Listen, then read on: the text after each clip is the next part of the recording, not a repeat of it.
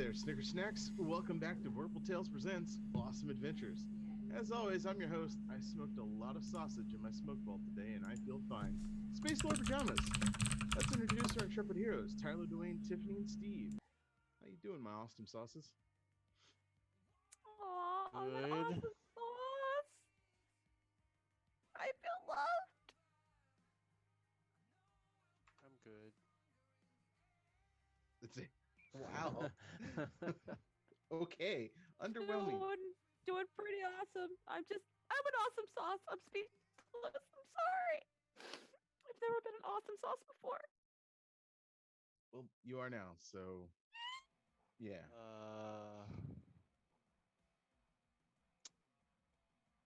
I Yeah. don't see a stream anymore. No. It's there. Unless it just hasn't died for me yet. My goodness. I opened it somewhere. Yeah, I can see it. Yeah, it's still there. We're good. Okay. We're live. It's all there. We're on the Dwayne is doomed. we're on the internets. We're on the internets. We are on the internet. Yeah, my there it chat is. is still there. Yeah. But the name's wrong. Oh my god. Chad, if you're still alive, 1 knock for yes, 2 knocks for 2. Except we're good everyone's now. super quiet for Steve, except Steve. All right. Okay, I turned everybody up as high as I they got can it. go. I got it. I got it. Ah. So, Chad, if you're there, blink once if you are, blink twice if you're not. Nailed it. Yeah, got it. Good to go. All right. So at the top of the show here, I just want to point out that we're still in a moment of history. Black Lives Matter because the struggle for racial equality is real. Please never stop supporting the LGBT community. Stand up against bullying and sexual harassment. We here at Vorpal Tales are being the best allies we can be and encourage others to do the same. Check out our Twitter, website, or just simply follow the social media tags to get involved.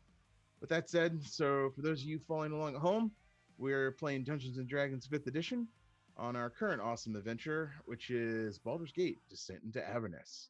We're going to hell, in case anybody hasn't picked up on that.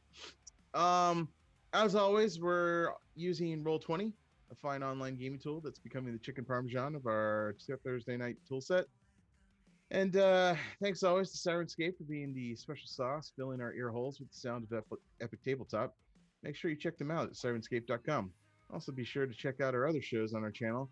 Friday will be tomorrow. Yes, it will be. Holy crap, Yes. that's all day's work. Tomorrow's Future Fates, the last episode. I won't be there, unfortunately, so it's going to be the worst show ever. That's with at Voodoo Arcade, running Mutants and Masterminds 3rd edition. Mondays, our terrifying storyteller at Eldritch Ectos runs us through Onyx Path Publishing's Mage 20th Technocracy Reloaded. And on Wednesday, we just closed out our They Came From Beyond the Grave, which was most excellent. That's run by Tyler as well. That's on the Onyx Path Publishing stream.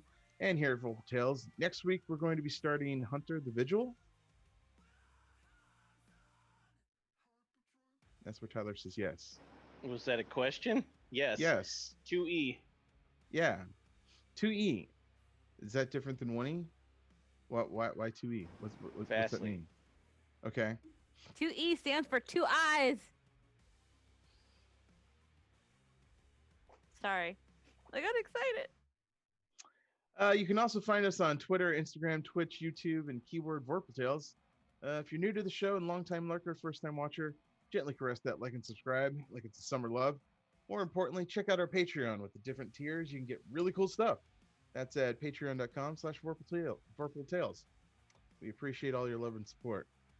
And with the introductions out of the way, we can get to why everyone's here. Everyone, what's your favorite monster that you've ever encountered in a D&D game? Steve. Mind Flayer. Oh, whoa, Mind Flayer. There we go. Steve, what you got?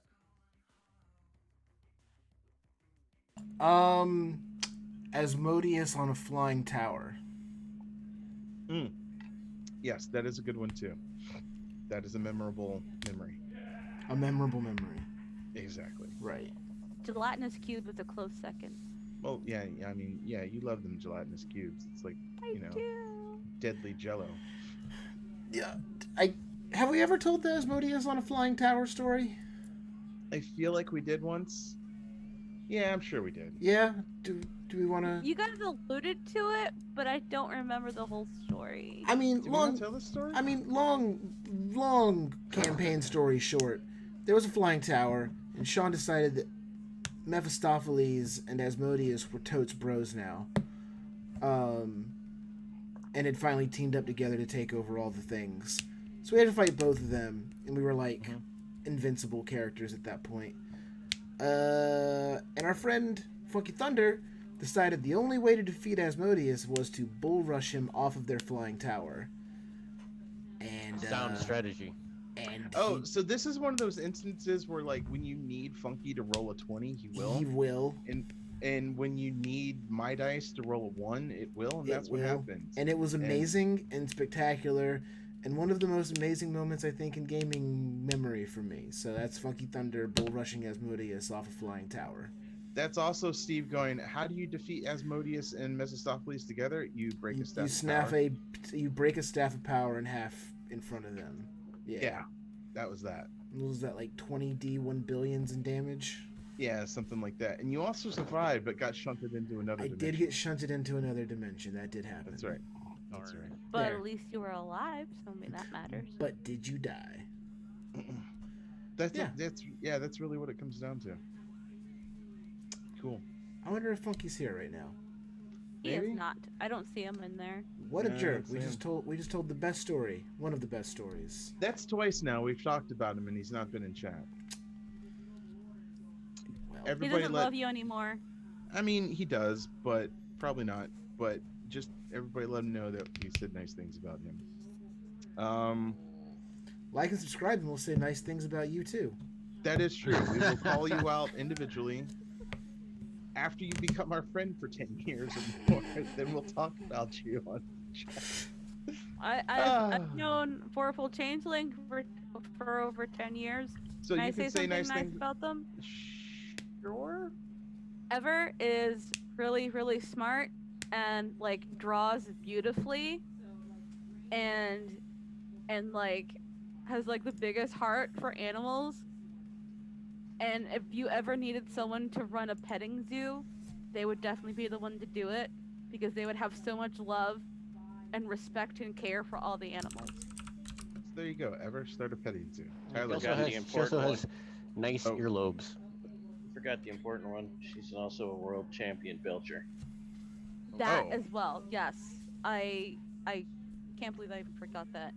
I was just about to say, Tyler, did you want to say something nice about somebody on the air? And you did. And I'm proud Not of you. really, no. No? Okay. Tyler He was doesn't. adding on to Tyler it. doesn't I hate believe. you all equally. Yeah, Tyler Are you- doesn't believe in nice words about people. I'm Right. hated equally. Are you excited to be here? Yes? Wow. Okay. Question mark? Okay. Okay, so last time our heroes conversed with the recently freed Duke Ravengard and are now talking to the Lulu and Flu's Slobberchops. Duke Ravengard spoke of how he saw a vision of Lulu escaping from a badly beaten warrior carrying a magical sword.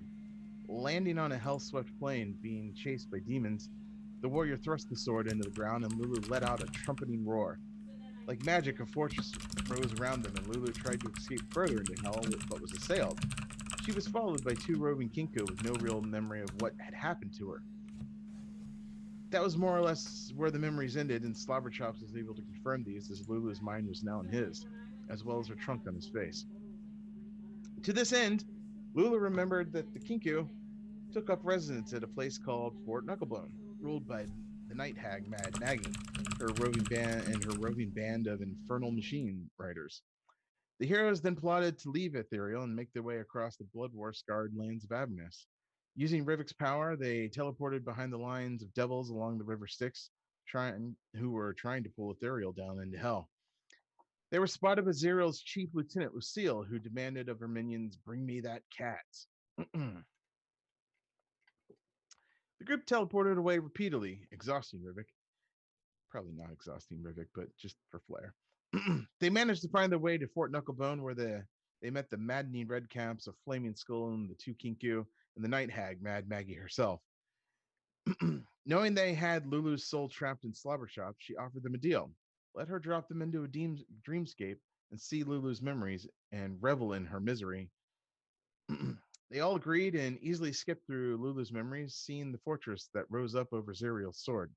The path was clear. They had to retrieve Zerial's sword, and Lulu knew where to find it. And so our crew boarded their newly acquired infernal war machine and rode out onto the dusty waste of Avernus. Which you find yourselves on this Mad Max like machine. I think if you check your journals, you'll see like a little sketch of it.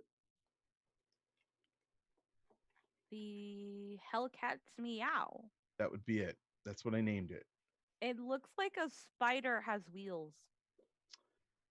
It's got like a big old like crunching maul in front of it, and it has like this wrecking ball thing that swings on the back of it.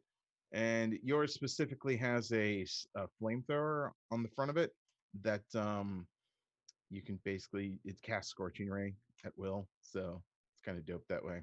I'm glad that it handles like a garbage truck because that's Yes. important. Honestly, does my handle like a my real garbage truck. question is, am I still strapped on to the top of please? I mean, you could be if you wanted to, but there's I was gonna say your mic cut out at the perfect time where your question basically was, "Am I still strapped on?" If you want to be. Yes. All right. Sorry. So, I imagine Rivik being the one who sort of put this thing together is actually in the driver's seat. But by driver's seat, we mean like sort of the seat that's high up in the air where it's more like, you know, those motorcycles with like the wide handlebars. And he's just sort of up there, just like looking all badass. His hair, his beard just blowing back in his face. Looking Supremely awesome. unaffected by the wind, actually. The rest of what you said is correct. Right. Well, no, just like your beard. Wait, is your beard like just somehow magically in place? Yeah, he's got magical product in it. Ah, nice. All right, cool. Telekinetic barrier. Oh, okay. Oh, like a windshield. There we go. I got it. We're good. Product of Everhold. Really? You don't want that beautiful long hair flowing in the wind? I don't want hell dust to get in my eyes. I have a telekinetic windshield. I mean, your hair could still kind of like flow back. You could still manage. I can do that without needing hell wind. See, all right. So there we go. Lame. That's how it always like, is. But it's not like Mad Max. It's like Nady's rock video. Oh well, yeah. Okay, you're on a steel horse. But you know. specifically, November Rain, when Slash is. No, Sean got it right the first time. No, Yeah. I'm more right because it's Slash in the helicopter shots. When the helicopter strafes down so low, his Because hat it's Slash, gets, I'll accept this answer. his hat gets blown off and his hair's like going crazy because they did legit right. helicopter like Okay. swoops on him. Yeah, Tyler Slash, official canon. Write it down. This is the thing now. Okay. Okay, cool. So Cathra is 80s Axl Rose. Okay, who's Raylan then? Duff. Okay. okay. Rick? Okay. I can't who's next? remember Is she- I can't remember the fourth member of Guns N' Roses, so I'm sorry. That last guy. that other guy. The other guy. The other guy. you Someone know. look up the fourth member of Guns N' Roses for me. Cool. Wow. You guys Wow. are being directed by Lulu we through love Slobber you. Chops' interpretation. And he guides you to this place known as Harlan's Hill. That's just what it's been called. There's actually you actually like blow by a very large sign that's like scrawled in like demonic script, and it actually says like Harlan's Hill. There's that whole shot.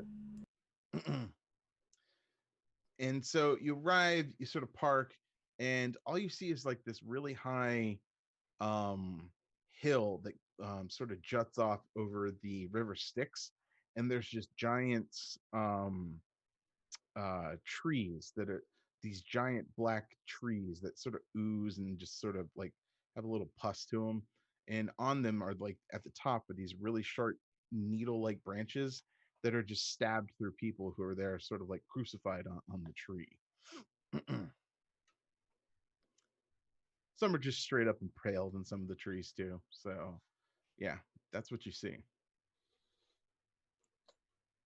So looking further into this machine of death. Mm-hmm. So Rivik is at the helm, Yes. but I park there on the curb. I don't obey traffic signs.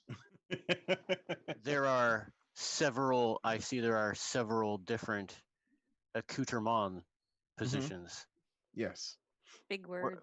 where's everybody else going to be? Don't touch that, Kethra. Don't touch the accoutrement. No, you can touch that. Don't touch that one. Never touch that one. I touched that one. I want to touch it.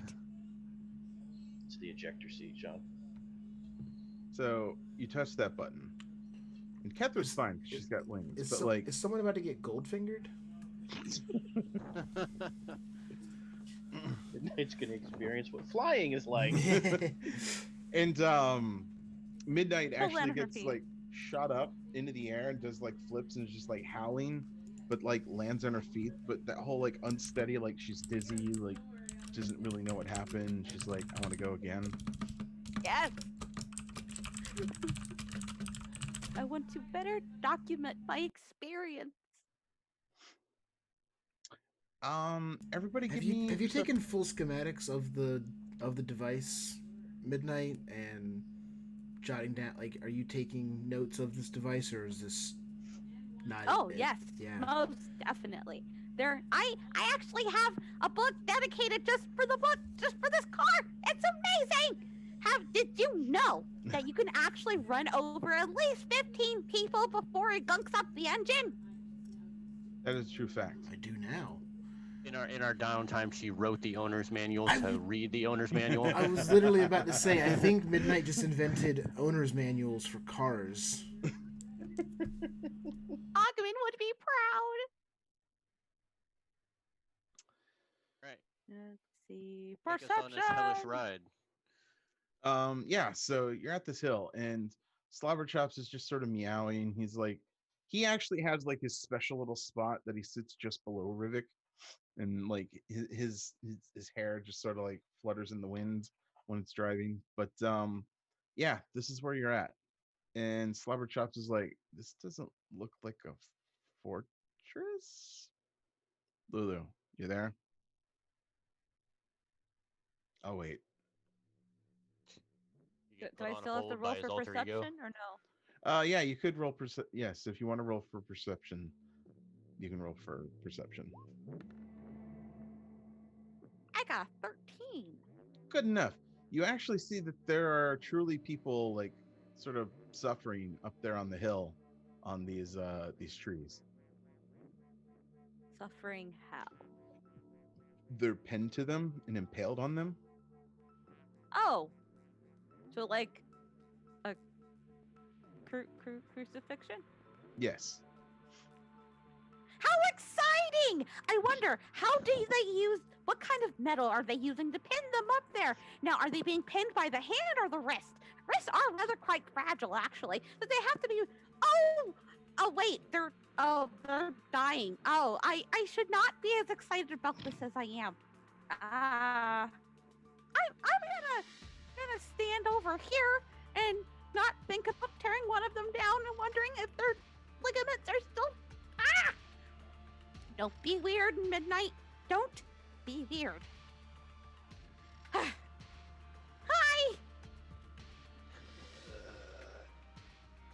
Kill me. You hear one utter from a distance. Oh goodness. I look around to make sure no one's watching, Mm-hmm. and then I go up to Kethra. Do you think you can help me take these people down? I don't think they should be up here. don't And I'm think really they should be up curious. here? Look, they're pinned to the tree. You pin paper to trees, not people. These Well- are people. Well, Yeah, well, these are definitely from your distance that you can see. They're like humanoid shaped people. Yeah. this is a very astute observation of you, being one of knowledge. But we are in hell. It's true. Not But e- it's the people. not everyone in hell is supposed to be here. We've learned that when they sucked the city of innocence down here. We should help them, maybe? I don't know. I love how sound- it changes. It's like, I gotta get in character. Yeah, help. We should help them, as I remember the character.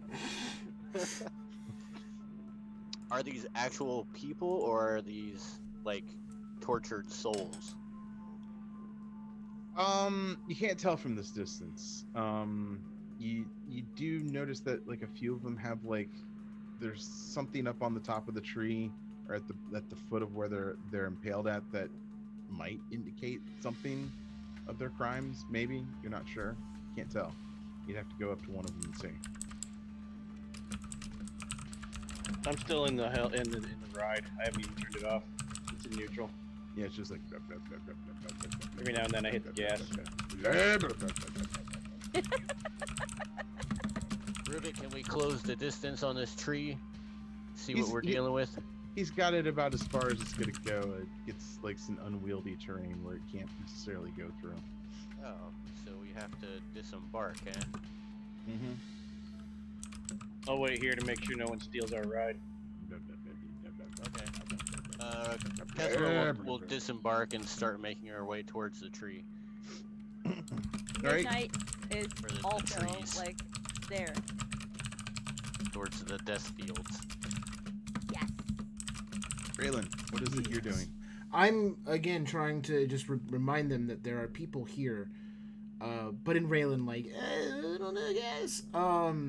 But my point is that there are people here that are not supposed to be here. The entire city we just left, are innocent people, and even if evil people are here, there's a good chance they were tricked by those horrible devils. So, what you're saying is, Kethra at midnight get out to go help the people, and Raylan keeps talking while he watches. Oh, I missed. I'm so sorry. I missed it. You know, we really should go and help these people. Rivik, aren't you with me on this? So here's the thing. I missed that you guys were going to help, legitimately. However, I'm gonna stick with my answer, and that's exactly what happens. Raylan Right. just keeps trying to convince himself it's the right thing to do, even though you two have already started going. But then I see it, I go and I catch up, or straggle behind. So like, you guys, Raylan's still on the vehicle while you guys have already left. Then Raylan's like, oh shit, and then climbs down, but he still has that moment of like indecision, and he does that like every 5 to 10 feet, just like, but should we? I mean, the guys, and then just sort of follows up after them, and you come to the first one, and you kind of look up, and he's a bit over your head at this point, but you can see there's like this. The trees actually look like they're made of metal, and they're sort of oozing this weirdness to it, but they're very sharp, and it's like this iron tree basically, and there's a scroll underneath of it, and it underneath of at his feet on the scroll, it says like dereliction of duty, abandonment of post, traitor, things like that. And you just look up, and it's this elven. You can definitely tell he's an elf just from the ears and the sort of really long hair, but like his hair is really brittle looking, and his face is really gaunt, and you can just tell like he's just wasting away. But it'll probably take another 20,000 years for that to actually happen. And he just looks down at you, just like, end me, remove me. Okay. And Midnight immediately goes to try to take the guy down. Try to take the dude down.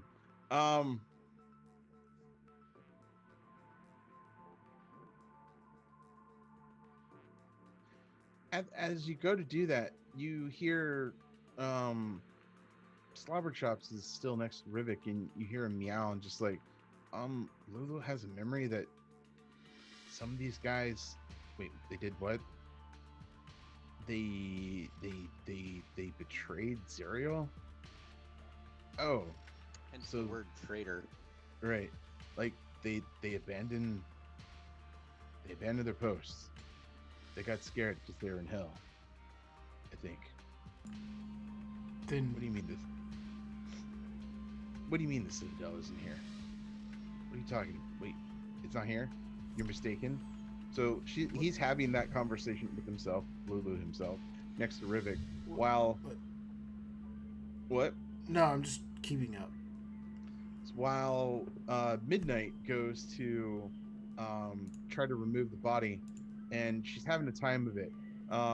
Midnight, give me a strength check.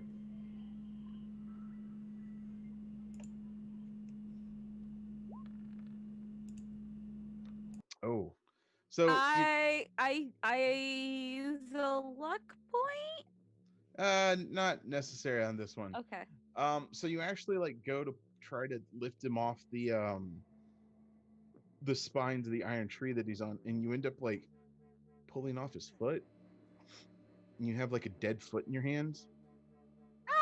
Ow! And at It's that a- point, It's a foot. it's a foot. Things are afoot. You have a foot. And at that point, you start to hear like a really loud buzzing sound.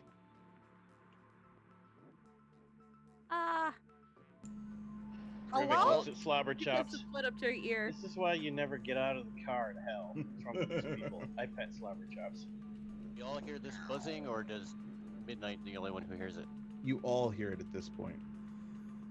Because we'd be like, we need to get the fuck out of here. Keep trying to These get them people are- down These people are traitors, and to a devil. You can turn around, Kethra. I'm already in reverse.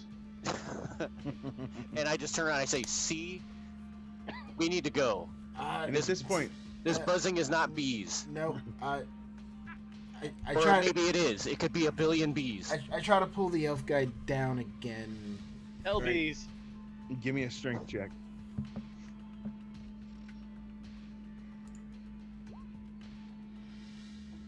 Are you fucking kidding me? So you try to lift him off, and you end up coming off with like an entire leg and a foot on the other side. And at this point, you hear this buzzing sound, and it is now right over you, and you see this swarm of like just these little things that are just like an insect face with this long like pointy thing for a like sucker, and just like they're all wing and face and needle nose, and they're coming straight for you. Mosquitoes? Tyler, What? Tyler, are these Langoliers? They're Florida mosquitoes. Rivik yells over his shoulder, I don't know, but I'll pick you up later. What do you guys do? I close the cockpit. Hold on, I need to look at this power right quick. This car's I open cast air. Wand of Wonder. Oh, okay. She beat me to it. I can't say no. At what? At the murder thingies flying at us. Okay. Right. Make sure I type this correctly. Okay.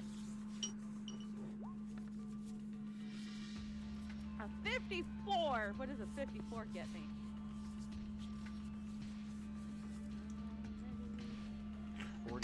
A tactical nuke. I hope so. Okay. You cast darkness.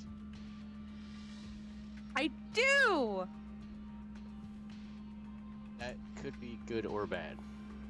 Let's see. Darkness is magical darkness spread from a point you choose within a range to fill a 15-foot radius sphere for the duration.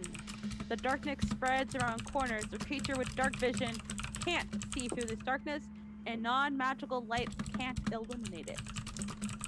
So this is So what I imagine. Mm-hmm. I imagine a billion bugs descending upon us, and she shoots a basketball large, or no, 2 beach ball large sphere of darkness into a horde. Yeah. So what actually happens is it ends up being like targeted on one, so the darkness moves on that one tiny insect. So not only is like this wave of sturges is actually what they are coming at you, but they're now concealed in darkness, and they're coming your way, and they're going to eat your face. But they're blind. They're blind, and they just know where you were at the last moment, so Can't see them. they can't see you and you can't see them, but they knew where you were when you cast it, so you got a round or whatever to do something to try to get away. Then I will make one more attempt at the elf and dip. All right. I I feel like we really should get this guy off. If he turned his back on Zuriel, then, he's like probably an okay guy, maybe. I'm Midnight turning more and more reluctantly- Morty, and I've got to stop. Got this. Midnight reluctantly steps away and heads back to the vehicle. You probably should be running. Kethra turns at both of you, and as she turns and looks at you, as she starts to talk, skeletal wings sprout out of her back, and she kind of grows gaunt, and she just says, "Run." Oh, jeez. So yeah, Raylan, you actually managed to pull this guy down, and you've sort of got him like over your shoulder, and you can just hear him like, thank Lathander, I pray for his mercy. Oh, thank you. And he actually sort of like starts to dust and crumble in your arm as you're carrying him. So No. You gotta come back with me and help us beat up Zuriel. Stop. No. What? I don't feel so good. and he like dusts that whole like Thanos snap way, and so you're running and you've got him over your shoulder, and then like suddenly there's just nothing there. with every step and bounce, he disintegrates a little bit more. I feel like Dwayne, I am. I'm sorry, Steve, what were you gonna say? I know Dwayne has referenced it once already this campaign, I think, but I really feel like I just got. Oh, yeah. Dang it! What's the guy's name?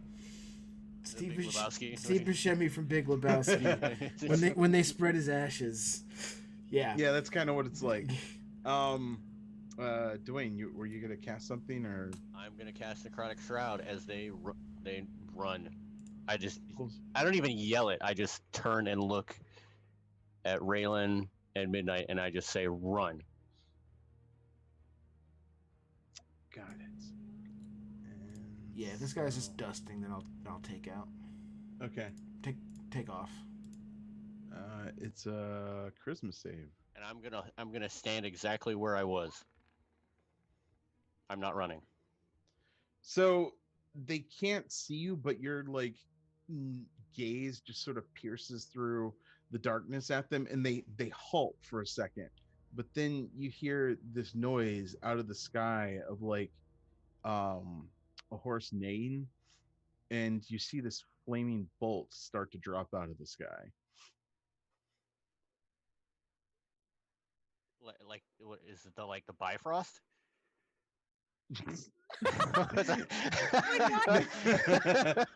Not quite, but there's something descending towards you that's just like a flaming ball of flame as best you can see it at this point. So a fireball. Right, at the moment. Hitting Now, you towards guys me. can't hear it because Syrinscape is working tonight, but Dwayne, as soon as you said that, I switched to that song. When Thor comes down with the lightning and Ragnarok. Well, obviously, if a huge ball of fire is coming at me, I'm going to run. Right. All right, cool. Rayland, you're running back as well still? And Midnight, what are you managing to do at this point? I still have the dude's foot. Yes, you do. And actually ashed away as well. You have like a sandal. Well, I hold on to the sandal, and as we're running back to the vehicle, I do a prayer to Augment for him to bless the individual's soul so that the man may be able to regain his honor. Okay, cool. um, everybody, give me athletic checks. That's running back to the um the machine, the infernal machine. Oh yes, my awesome Alright. athletics. Who is running first? We'll go with you, Midnight. Ah, shit. I'm gonna lose.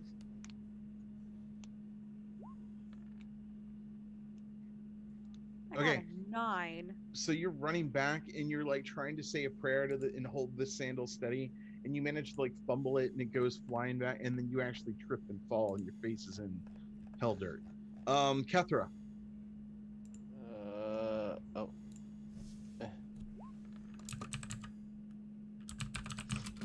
Hey. So you're and I was gonna let you roll advantage because you have your wings.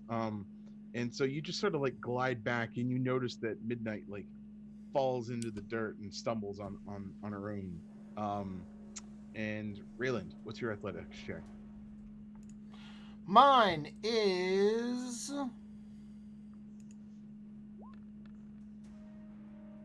an 8. Nice. So you go running, and then like you got this guy, and you're just like, and you see Midnight fall, and you go tripping, and you're tumbling down the hill, just like, ah. Kethra, you saw both of your comrades take a spill into the dirt. What do you do? Have I made it up to where they are yet? Yeah, you were all kind of like running. You were a little bit behind them because you stayed, but you would eventually catch up to them pretty quickly. Then, Midnight, how much do you weigh? Like 100 pounds? Oh, good. That's not that bad. So, I run over to Raylan first, Yeah. Okay. and I help him up, Okay. and I just say, "Stand right there and get ready." Okay. And I turn him facing the dark orb and fire in the sky. Okay. Movie reference number 2. Fire in You the face sky? him towards it. Did Yeah. you just reference Fire in the Sky? He did. Oh He my did. god. You So are the you- first person to talk about that movie in 70 years. I know. Probably. So you face him towards this thing. Vorpal Changeling will give Kethra a point to Yes. do things. Remember, we don't have points. Well, okay. So I Advantage, get, like, advantage on your probably. next roll. Oh, advantage on my next roll. Yeah. Okay. But yeah, and then I'll help Midnight up, probably like halfway through that action. Okay. But So I you need guys are someone to all guard the rear. Yeah, you guys are all up, and this thing's even come closer. And Steve, since you're looking, or Raylan, since you're looking at it, give me a perception roll. With my eyes? You could do it with your butt if your butt sees. I mean, whatever. Can I get a bonus on my perception if I perceive with my butt? When danger comes no. close, the cheeks jiggle. That's Raylan's spider sense. Spider. 8 again! Like, This is just a big fireball in the sky coming towards you, It's a big ass fireball. I'm gonna hit it with my sword. right? Cool. So, what are you trying to set up this round, Kethra? What are you trying to do? Well, You still can make. If everybody's up, I will push Midnight forward as she's up, Mhm. and then at the same time I'll grab back on the scruff of Raylan and go, "Come on!" Are you flying while you do this, or you're still on the My ground? wings are not flyable. Oh, They're your wings just- are not flyable. Okay, They're just skeletal. So All I'm right. I still look badass, but got it. my frightening power has gone. So, like Midnight's being pushed forward. Raylan, you're sort of being dragged backwards, but you've just got your sword and shield ready. And this thing's closing in. By the time that you get back to the Hell Grinder, you this thing's gotten a lot closer, and anybody who's actually like looking at this thing, give me another perception check. Am I looking at it now? You could be if you wanted to. Yeah, I imagine Kethra is constantly looking over her shoulder as she's running. I will refrain from rolling unless you all do terribly. Yep. Mean. Hey, Kethra. So what you Catherine's see awesome. is you saw one of these things before. This is the dude mounted on a nightmare, but this one looks different because you actually recognize the armor and sort of the sigils and everything that he's wearing, and he's got this banner running behind him, and it's all torn and shredded, but you make out like the emblem of Ethereal itself, but in his armor is very much in the way that Ray of Mantlemorn's was, but it just looks more hellish and blackened and just awful. And this guy is a legit now like Hell Rider on a nightmare. Coming, he probably was one of the Hell Riders that is, been twisted. Huh? That's not scary at all. I'm not even gonna say anything. I'm just gonna keep running. Okay. All the more reason to keep running. You're scrambling up the side of the like there's just this long ladder that takes you to the top. It's like this your vehicle's like this just open air sort of thing. Probably the only place that's sort of shielded is the cockpit itself. So yeah, and you got the weapons mounted and everything, and everybody manages to scramble up the side. And what do you tell Rivik?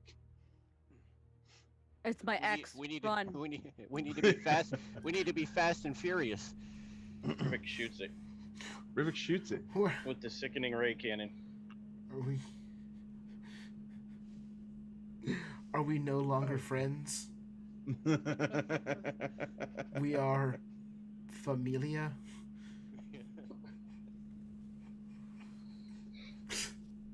Sickening I shoot it with the cannon? sickening ray cannon. Tyler's like, I'm actually playing this game. Actually, he asked for a sickening ray cannon at the end of the last session. He did. Did He he? did. That you, was- and you he did specifically ask. said He we were did. adding it. Yeah. Oh, in addition to the flamethrower? Yeah, you gave us the flamethrower, the sickening ray gun, and a ballista. You also put a wish spell in the gear shift. I That did? part's not true. Okay. No, you toads did. I we had- remember we had- that also. We had the dancing light ground effects. That's right. You do have dancing like ground effects. And yeah, remember how Furiosa has the knife hidden in the gear shift? The sickening ray cannon was because I jacked Ketra into it, remember? Oh, And that's you right. thought that was hilarious, and you were like, okay, so now it has the Ketra gun cannon.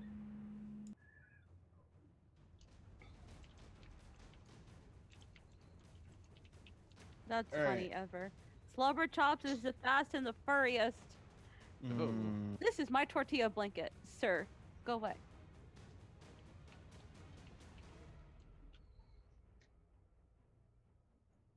it's sickening ray? It's Ketra's power, but you just magnified it. Sickening radiance. That's what it is. Ah, okay. Yeah. I shoot it with that.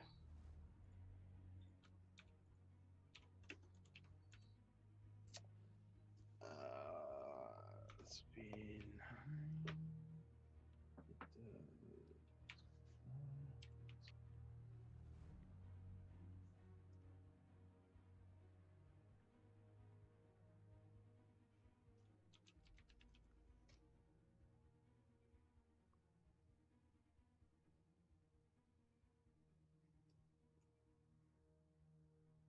Sorry, I was just putting it in here. While we're clamoring in, I will give a brief description of that's not a good guy. We need to go. Because it's your ex. We get it, Kethra. It's okay. All right, so wait, no, that's really high to hit. Why is that really so high? Oh, shoot, range. Oh no, that's the damage. Okay.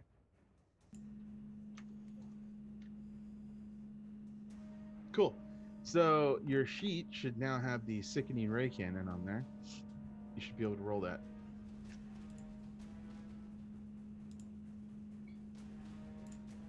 I seized it.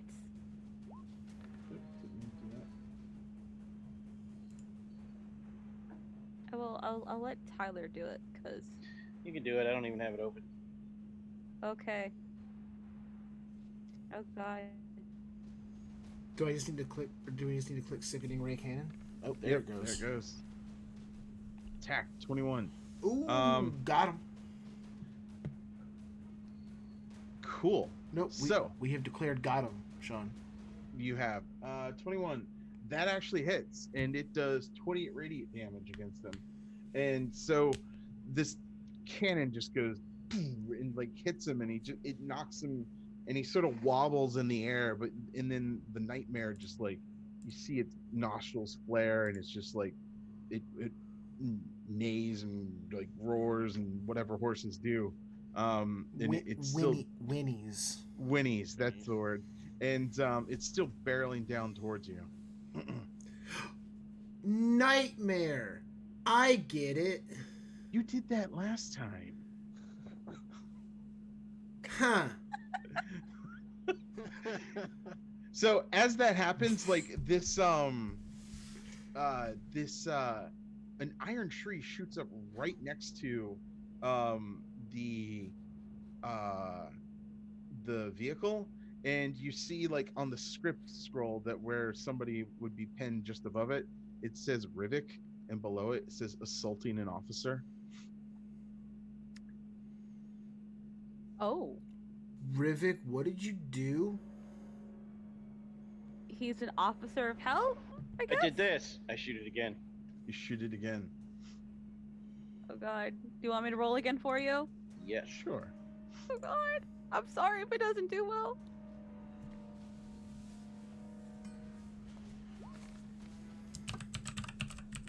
$19. It just goes beaming past him, and by this time he's actually on you and is able to attack you.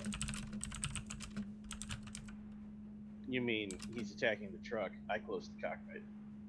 Does this thing have a cockpit? Yes. It does on the Mini. It's completely enclosed. I don't want it to have a cockpit. That's no fun. Well, it actually does say that the helm has 3/4 cover. It's true. It's kind of lame. That's not true. Yeah. That's not true. It's like, All right, so you'll attack the thing. 19. I'm looking at this token. Yeah. Where's the what? Where's the cockpit?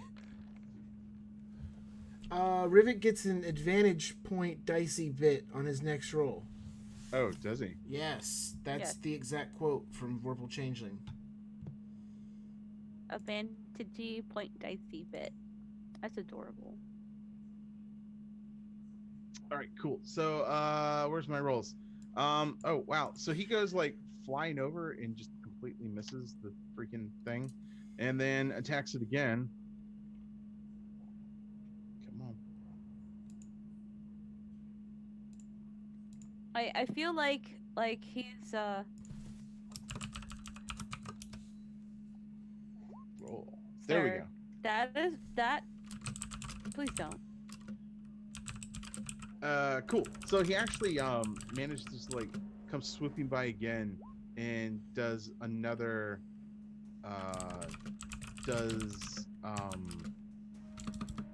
okay. And does really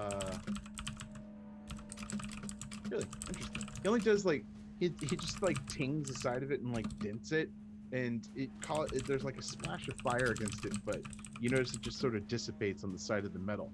So at this point he's just like harrowing your thing as you're sort of just idling there on the side. What do you Let's guys go. Let's go. Kethra says to go, so we leave. I tell Leave. Kethra, go shoot the ballista at it.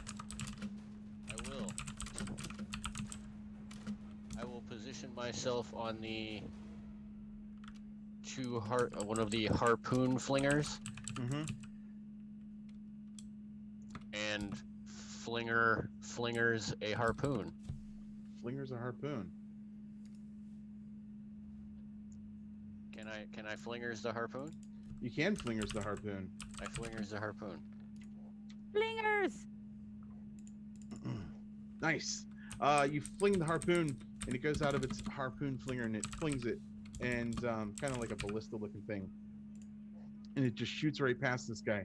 And you can definitely tell, like, he's almost just as fast as you. As like Rivik has this thing floored, but he's still pacing with you, but he's already like sort of fallen behind just a little bit. What do you do?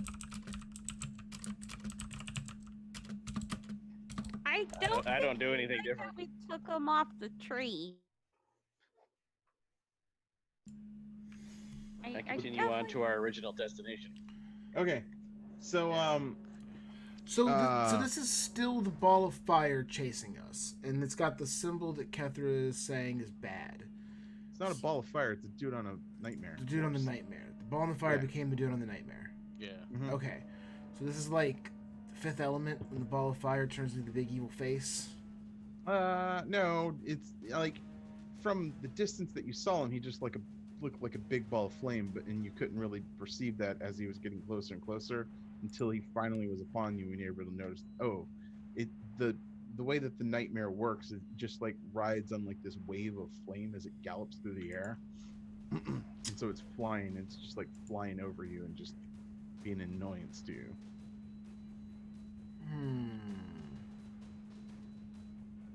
But the actual Hell Rider fell off. No, he's still on it. Oh, is he still on it? Oh, okay. Yeah. I can't really do a lot right now in regard to getting this guy off our tail. Yeah, We're as we're outpacing going, him, I'm not worried. as we're driving the opposite way, or I don't know which ways the ballistas go. Do they go are they on the side, the front? They don't have a Are they Yeah. rotatable? yeah, like Turret? there doesn't seem to be any sort of limit on to where they can aim. All right. So as we're driving to our initial destination, and Kethra's red hair is flowing that way as she's looking this way, she yells at Slobber Lulu Chops Catafant Susan. Are we going the right way now? So he's like, I'm trying to figure it out. She's really confused right now and kind of scared. Hold on. And at this point, Rivik, you see a red plume of dust billows in the distance, created by a large infernal war machine barreling in your direction. So what you're like speeding forward, this dude's sort of behind you, and then up in front of you, coming towards you, appears to be another like infernal war machine coming your way. You guys ready? Another war machine. You ready? Yeah. I have one question before we do anything else. Yes. We did rest before we got on this thing, right? Yeah, Like a you guys full would have long had rest? yeah, you guys would have been all powered up since last time we Okay, I'm just asking so I can rearrange my spell real quick. But continue. I also have a quick question before we get into this next moment. Mm-hmm. If we're alive, right? Mm-hmm. But then we were to die, Mm-hmm. would we live again? Yes and no. You pop up 5 miles to the east of where you died. Okay, because I'm just curious if we can live. If I live, die, I live again. You're in Yes. hell. What's You the only worst that live can twice. happen? Ah, yes. The fact that no one killed you from that pun, I would say yes. In movie reference. It's not a pun. It's a straight up reference. Okay. So yeah, we spray Kethra with a bunch of chrome paint, and So now Rivet- that I know they're ready, rivet turn around. gas it. I turn around and I say, "Grab a strap." Ramming speed. Ramming speed. Oh What? crap. Which strap should I get? To this one or this one? Which one's That's better? when Do we you hit the bad think? guy. All right. What's a strap? And then just as we hit him, like Midnight just digs her claws deep into the cushions, and she's screaming. "Ah!" So this is that long shot of a movie where it's like you see the two. You don't see vehicles. You just see plumes of dust, like barreling at each other, and yeah, you go to strike, and I need somebody to roll the chomper. Oh. I'm not in the chomper. Who's in the chomper? I can roll it. Oh yeah, I guess you should.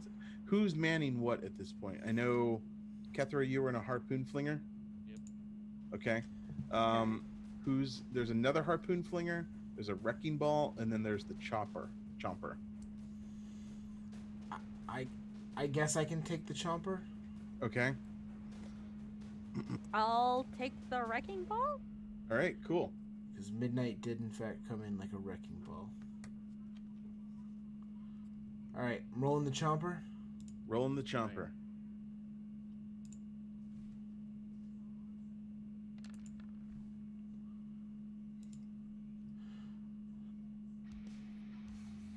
Does a 12 hit? I am not seeing your rolls. Going straight to the GM. Yeah, I'm not sure Yeah. why.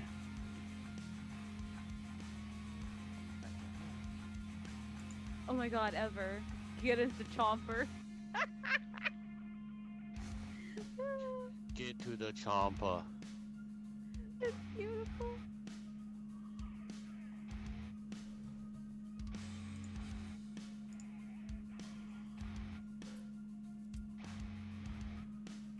Yeah, for the chomper, I rolled a 12. Rolled 12. Cool. I'm looking for. Oh, I know where. No. That's why. That's why what? The roll type is set to Whisper GM. Yeah, you Oh. can uncheck that. That's fine. Where? There it is. Or just delete it. Where's that at? All right, I'm gonna click what?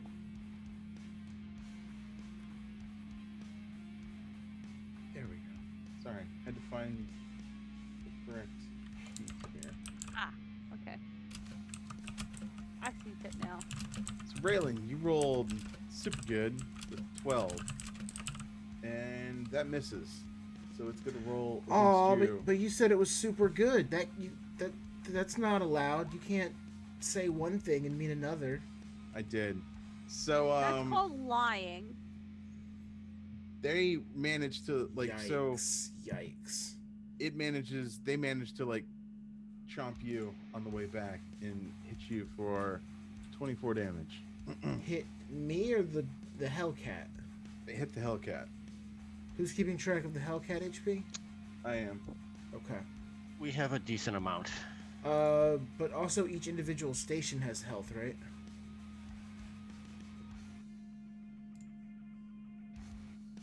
And No. yes.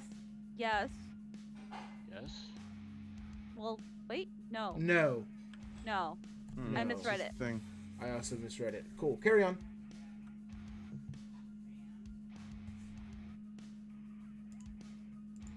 Cool.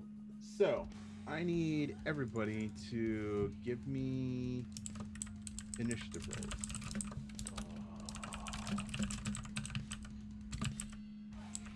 I don't have a token to click on. That's why I left you guys here. Hold on, I'll get your tokens. All right, I'm sorry. My ass rolled low on its Constitution save. I got to change my chair.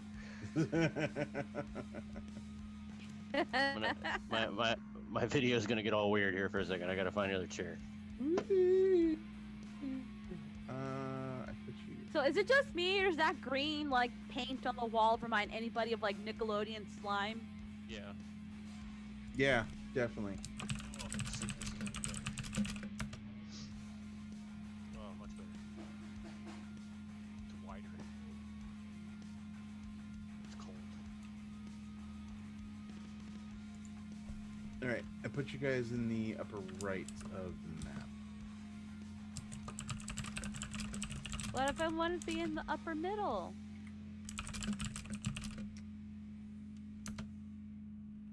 I mean, just so that you're out of the way from the map. That's true. Oop. Clicky click. There we go. Click. Click. Stop. Yay! Oh, Keep it on brand, rolling the low initiatives. Yeah! Nice.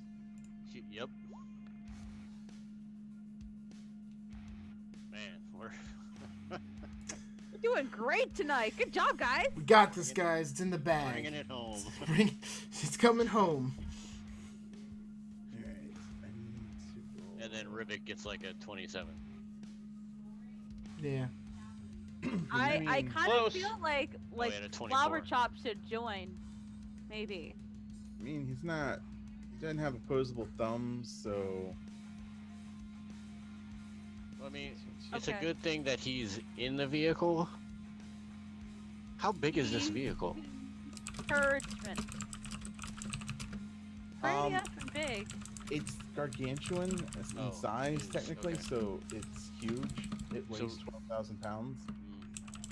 I was gonna say because his little aura of invincibility would have helped us, but it's really only helping Rivik.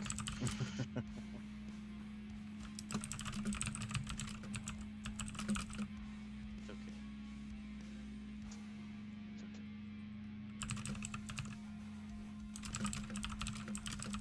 Raga Daga is okay. I guess that's the guy driving it?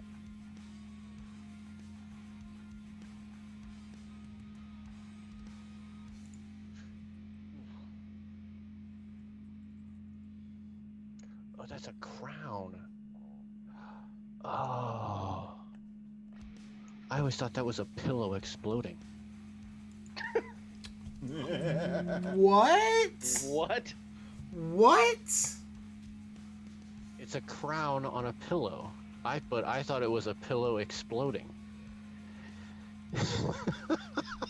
I'm not going to engage. My question remains. In chat, I put. No. I know what you're talking about. I just don't know what you're talking I about. never actually hovered over the emoji, and it tells you what the name of it is. I can see what you're saying though. Like I see it. Oh, don't look at me. Oh, you're beautiful. Aw, that was really sweet. Thank you. You're welcome. We're all beautiful, but me more so. I'm You're so seeing a lot humble of too. a lot of numbers. I know, right? All right, cool. So, I've got their team versus your team at this point. And Rivik, you're first. So, what do you want to do? Oh, I'm running him over. You're gonna come back around and try to run him over again? I have to come back around. I mean, you're doing. I mean, We're still teeth to teeth. Why would I not keep pushing into him? oh, so you just locked in and you keep like pushing, like you just stuck in each other's grills? And I radiant damage them at point blank range. Oh, nice. Okay, cool. Do it. Bite, bite, bite, bite.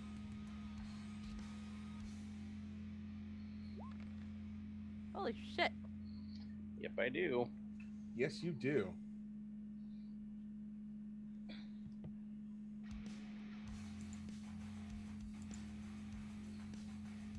And so, like, you're just stuck in their grill, and you just point blank range, and it explodes, and you're sort of like have to hold your eyes, or protect your eyes, because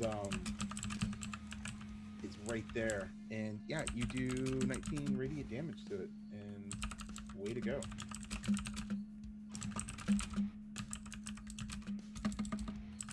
I look at Kethra. What a lovely day! There it is. There it is. Glad that I could brighten your day. Nice. So since you're so close, they just are they aim their harpoon flinger and just got a little low arc on it and tries to hit you. And 23 hits, so that thing just sticks in and dents up the armor, and you take 13 damage. I assume you're still tracking the truck, Kethra, because I'm not. No, I wasn't. I'm tracking it. I'm tracking okay. both. I just looked at the sheet and I knew we had a decent amount I of thought health. that was Kethra who said they were tracking it. As long as somebody is, I don't care. So at this point, you see this like creature come crawling out of the coverings of Demon Grinder, and it leaps onto yours, and it's like scrambling up, trying to like find its way into your vehicle. Midnight, it's your turn.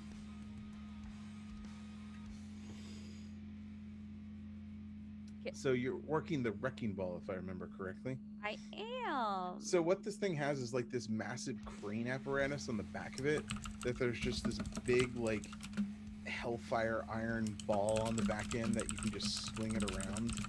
Uh-huh.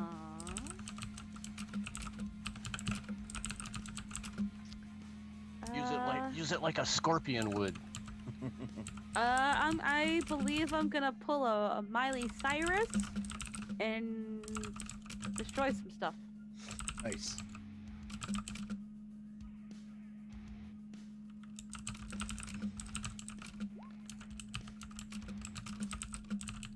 Oh. So you managed to come swinging in, and just because you're so close, it's almost impossible to miss. And it comes swing, like this crane just sort of rotates on. You manage to like sort of fling it one way and get it momentum, and it comes back, and you fling it the other way and it comes back around, and actually like the chain just extends out and smashes into the side of it, and it does 48 damage to that thing. Now, is it an object that I hit? Because if it's an object, it's double the damage. An object or a structure? Not in this case, no. Because that would apply to you, and that could be bad. But attacking thing. I could hit you with 100 damage if you want me to next time.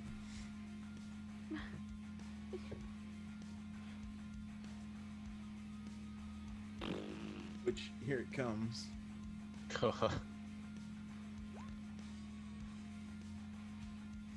Yeah. Yikes. You guys get jacked. Yikes. That wrecking ball just comes swinging around. Oh, jeez. I use a luck point. Wait, do hold on. what? Let me double check. I don't think you can do that. Oh no, it's when I make it first. Damn. Okay. There you go. Next time I'll get you. You see another creature come, like leap onto your vehicle and start scrambling around trying to get inside. Kethra. You know, I'm actually kind of angry because they took my idea. Okay. Because I know we're not going to be able to get a good angle on the ballista. I was just going to get out of the ballista, run, jump as a bonus action, start swinging aerial, and then chuck it. Oh, nice. As in midair as I'm jumping onto their vehicle. Just down at the first person that has the least amount of cover I see. Okay. Is this still what you want to do, or you want to do that against one of the ones? We'll go for the driver. The driver? Okay. He's got 3/4 cover, but hey, you know. How does 3/4 cover work again? You just always roll at disadvantage, don't you? remember. No, cover's a mischance when it's at a certain level. No, I think in 5th edition it's a bonus to your AC. Yeah, I'm starting to remember that now.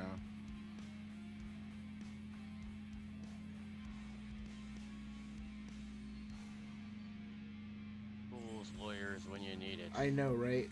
Why are none of us super rulers? I believe it's +2 for half cover and +5 AC bonus. Yeah. For 3/4 cover. So yeah, he's got a pretty high AC at this point. Alright, well, let's try it anyways. All right. And Come on, Lane, I do believe in have, you. if I need it, I have advantage on this roll. Okay, go ahead because Probably his gonna AC need is it. not that great. Oh, it's not? Advantage. Here we go. Ah, chucking the sword.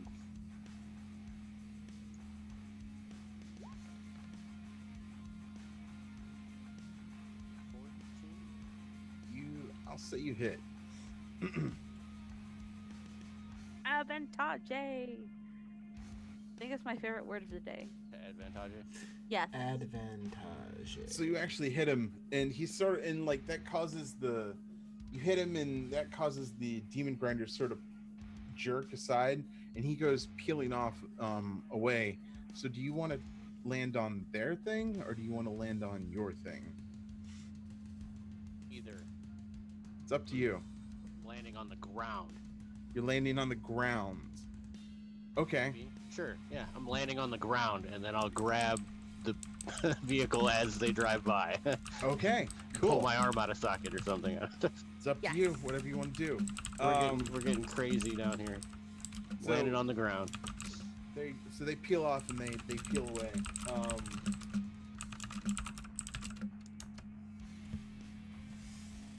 That's his action. Raylan, it's to you. So I'm in the chomper, Mm-hmm. and the way that you said this was is that we're chomping mouth to mouth, and But they just pulled away. they just pulled away. So I can't chomp them anymore? No, but you can't use that. You can use some of your other abilities if you want to.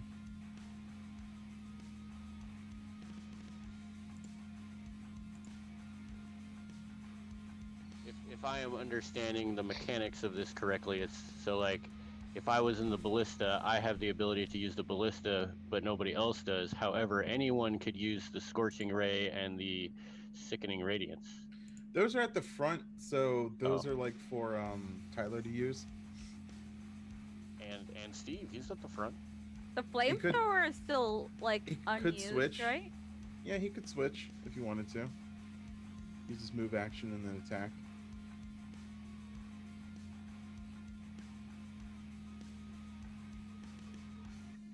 Then yeah, I'd like to switch to the flamethrower, I think.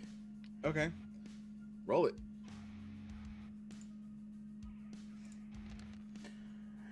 Fire! So as they're pulling away, you just like flame their metal ass, and they take 12 fire damage. They do take 12 fire damage, which, does it look like they resist that damage at all? They don't resist your fire damage because that's a special weapon, and I'm not gonna screw you on that one. Okay. But yeah, you get them, and they're pulling away. Wait, do I get an attack of opportunity for them leaving my melee range? You actually do, yes. Holy crap! There you go. There you go. Wait. So I could, what can I hit them with? Because they're pulling away, you could either use the chomper or the flamethrower. Chomp on their ball. Chomp on their ball.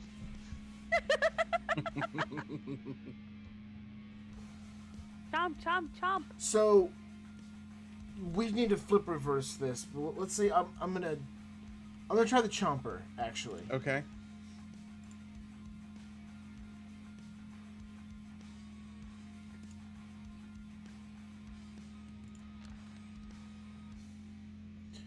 That 25. Okay. Does a lot of damage. Does 27 piercing damage. Yes, it does. Okay, so here's how this plays out. They go to back up and drive away. I actually use the chomper first and chomp down on them. My sentinel activates, which means their speed is reduced to 0. So they like try to pull away and sputter, and you actually like chomp on them, and they jerk, and they sort of jerk forward, and they end up in a place, but the chomper literally has a piece of their metal ass in it. And that's when I run up to the flamethrower, turn it, and like look at them as their speed is 0 and they can't go anywhere. And I activate the flamethrower on them. That's my round. Nice. And Rivik, it's up to you. What do you want to do? Ramming speed. Ramming speed? All right. Let's get Steve closer. We're in melee range. Yeah, but if we right up on their shit, flamethrower into the cockpit.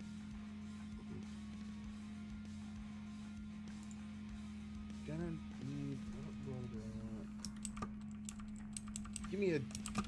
give me a dex roll.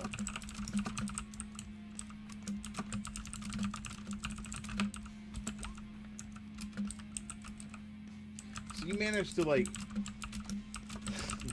they're stuck in place, like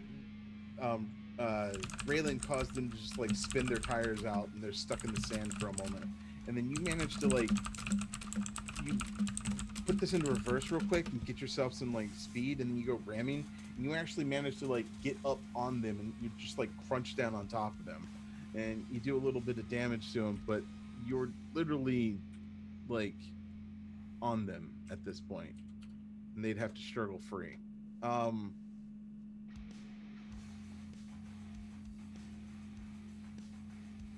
To which their guy is actually going to try to he abandons his post and starts to climb on top of your thing, and he tries to actually hit you, which is going to be impossible because you're Rivik.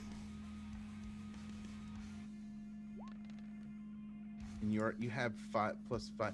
He like slams down, and like the cover, he hits the cover right in front of you, and also because you have your psychic windshield, there's just this hammer like comes down right in front of you. It's just like, it's just wearboard, dude, just face of a board just all up in you. And one of the rare rats tries to come and scramble around, and actually manages to sort of sneak in some of the crevices of the open air, and tries to lean down and bite on you, Midnight. Why? Oh, and hits you with the 23. Take 5 piercing damage. But why? And you're right there. So what do you want to do? Wait, how much did I take? 5. She's in half cover. Oh, yeah, he definitely hit. He's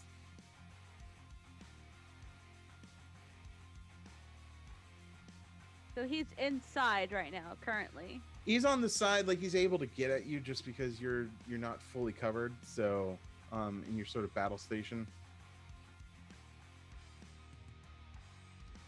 Okay. I know what I want to do. Hold on. So he's pretty close, right? Yeah, he's like right in your face.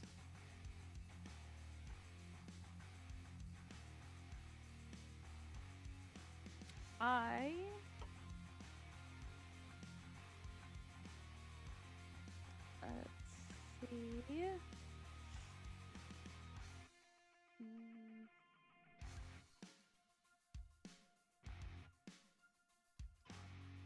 I have some of my beans still left over. Your magic beans, right? Yeah. I throw some at him.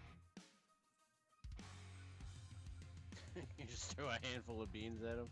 Yes. Ugh. Because they explode in a 10-foot radius from the beans. For 5d4.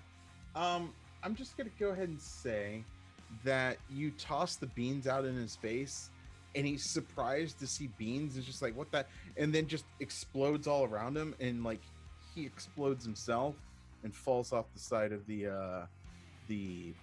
demon grinder that you're on, and you're pretty sure he's dead. Okay, bye.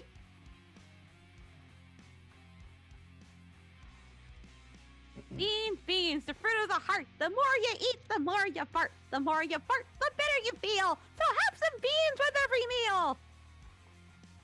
That should not have happened. Midnight has learned a ditty.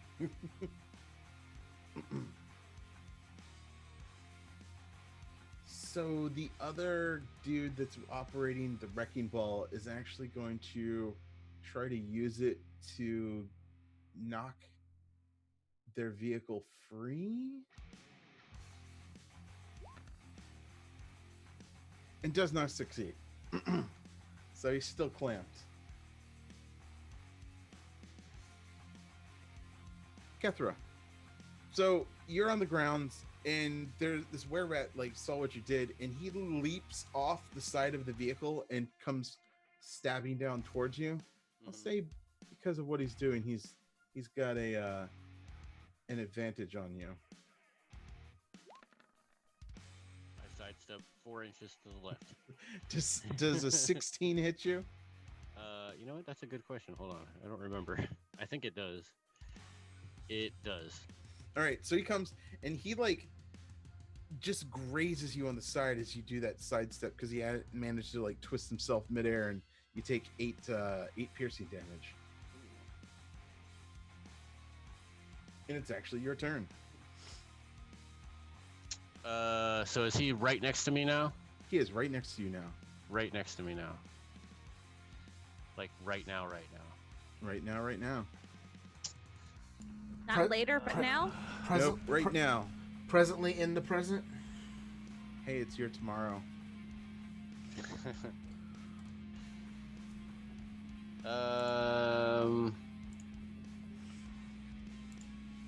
Has this one been damaged yet? No. No. He's never been hit. Alright, so I still have aerial in my hand. So I'll take up, I'm not going to take the defense action, but I take up like a defensive posture. Okay. And I just yell at him and I go, toll. And I toll. Toll the bell? Toll the dead. Toll the dead. That's a wisdom check, right? Yes. Fails miserably. I take 6. 6 necrotic. Well, wait, didn't you have that advantage roll? Yeah, did you ever do your advantage on your next roll? No, you never did. I haven't had. It's. I don't do advantage on this. Oh, he's right. Yeah, you're right. The DC. Well, I impose disadvantage on him. No,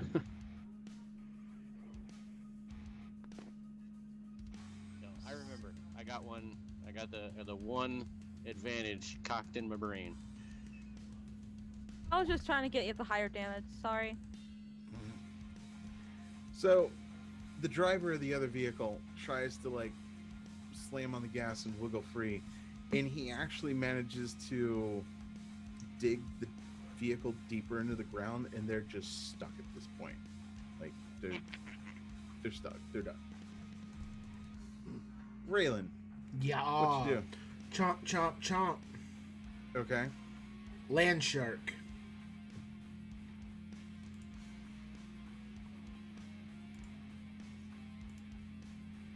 Chompy, chompy. So, if I get 2 attacks, would I get 2 attacks with the chomper? Okay.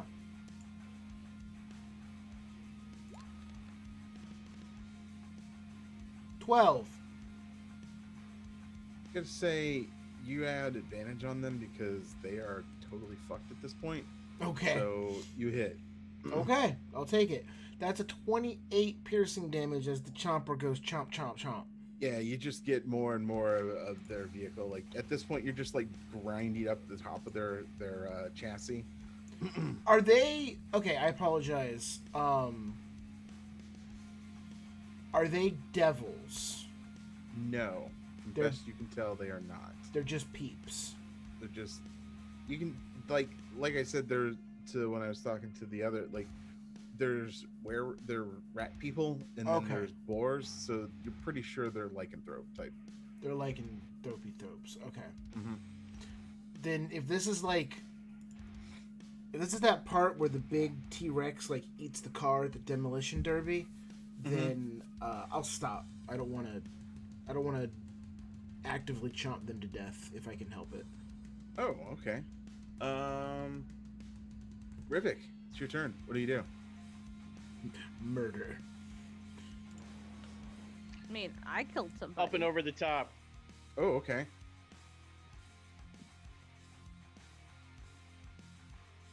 We're gonna monster truck them. You're gonna monster truck them. All right.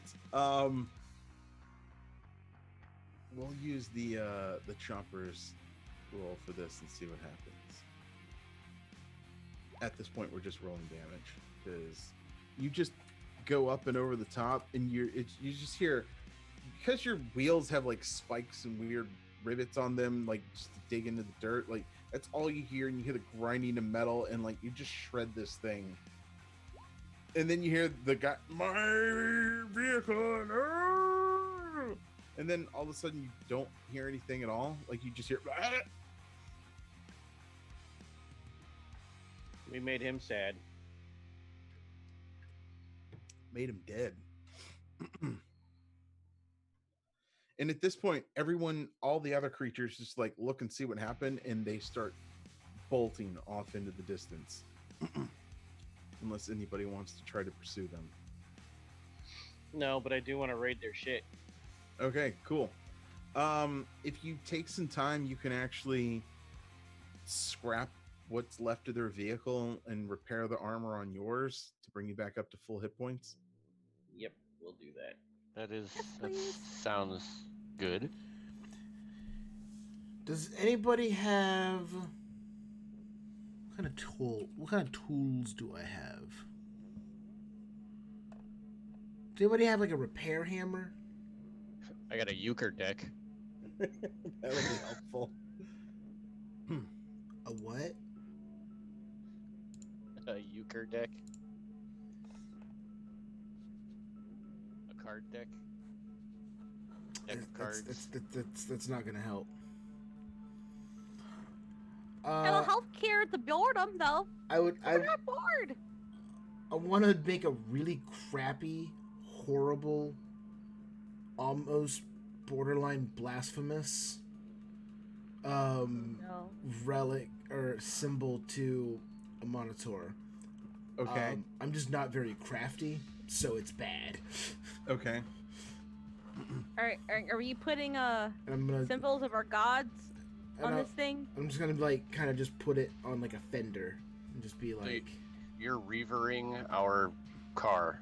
no, I'm just putting a little. Just it'll protect us. Did you just Okay. put a metal bumper sticker on your I car? did, yes. Okay. Oh, I want to help. I want to help. And like Midnight just takes one of her many pan flips and just smacks it, like licks it, and then smacks it onto the back of the thing. So like you just see like a giant symbol of Just says Of Ogma Ogma. saves. yes. I break for Ogma.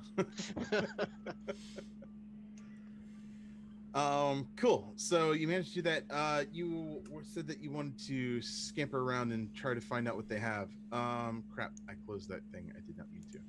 Come back. So in the gore of what was the driver's seat and what was the driver, you managed to find 3 soul coins, which is good. Those are what actually powers this thing. And you actually find a circlet of blasting. While I look wearing at this, it, I turn it over and over in my hands. I'm like, I toss it to Midnight. What could go wrong? so Midnight, you have a circlet of blasting. This goes on your head. While wearing the circlet, you can use an action to cast Scorching Ray spell with it. When this spell makes attack, you do so with a +5 bonus. Circlet can't be used this way again until the next dawn. So it's kind of a So a circlet. I can't spell. Thank you.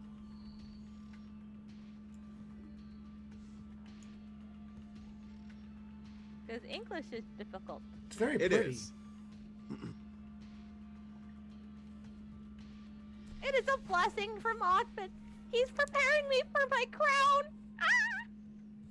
Oh, jeez. Man, Wow. fed into that one. Yeah. So while you're repairing the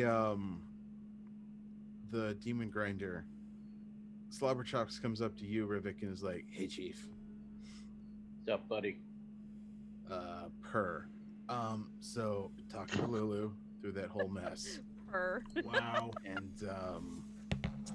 she's really sorry about the whole thing. Being with useless? Okay. Yeah, she's really sorry about that. But she thinks she now knows. She's got like a little memory lapse, but she had like a little memory come back here. She Uh-huh. yeah, I mean, you know how it is. Mhm. She mentioned something called the spawning trees. She thinks that Mhm. might have a link to where the citadel might be, the bleeding citadel. She called it the bleeding citadel. That's really gross. I don't want to go into something that bleeds. Isn't it really convenient that we can never send her in to prove that her hunches are correct now? Huh. Never thought about that. Mhm. That's messed up. I trust you. I don't trust Alright. the elephant. I mean, she could be trying to kill it. She could be a trap. Maybe that's what it is. It's a trap. I think it's a trap. Might be a trap. Now It's always a trap. Now I'm a paranoid cat. Crap. Anyway, spawning trees, she said. Somewhere in Avernus. I don't know. Mhm. Maybe the map will tell you where it's at. Mhm. That's it. Just thought I'd let you know. Thanks, buddy. All right. Later. Cool. The elephant who works for Devil says we need to go to something called the spawning pit. All right. Well, which way is that? She There said you to look are. at the map, but I don't trust it, so, you know. Didn't look at the map. Kethra will look at the map. So if you look at your map, Damn. spawning trees is actually the southeast of you. Like right there. Here. Nope. Further down. Further. Oh, way down there. Mm-hmm. I just want a quick question. This scorching ray is technically level 1, right? Yeah, And it stays level 1, or does it level up with me as It- well? it is what it is. So it is what it says it is. So wait, Okay. we're up Good. by Harmon's Hill? Yes. Okay. Alright, I just asked because scorching ray levels up with you, so that's just asking. So I can put it appropriately in my thing. Yeah, it's a device, so it will never level up with you. Okay, so it's just level 1. Okay, cool. Thank you. Right, Rivik. So if I'm reading this thing right, which is a possibility that I'm not, but I'm 80% sure that I am, let's head south if we know which way south is and follow the river of blood.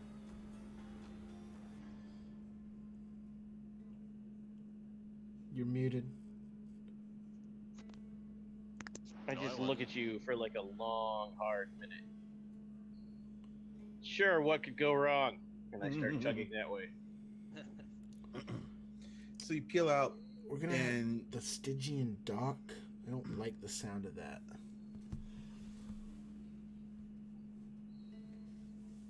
you make your way south, and Make There is no our night. way down. town? Town? No, there is no town south. Stop it. Walking fast. Demons and- passed and they're homebound? Oh wow. You guys. Camera pans up, and you see Raylan and Midnight ejected out from the acceleration. That's okay. So Raylan we'll and walk, Midnight. we'll walk the next 1,000 miles. Right, you're lost on the plains of hell, and your characters probably just go mad. So we'll deal with that at the end of the game. Oh no, of course not. Midnight is perfectly sane.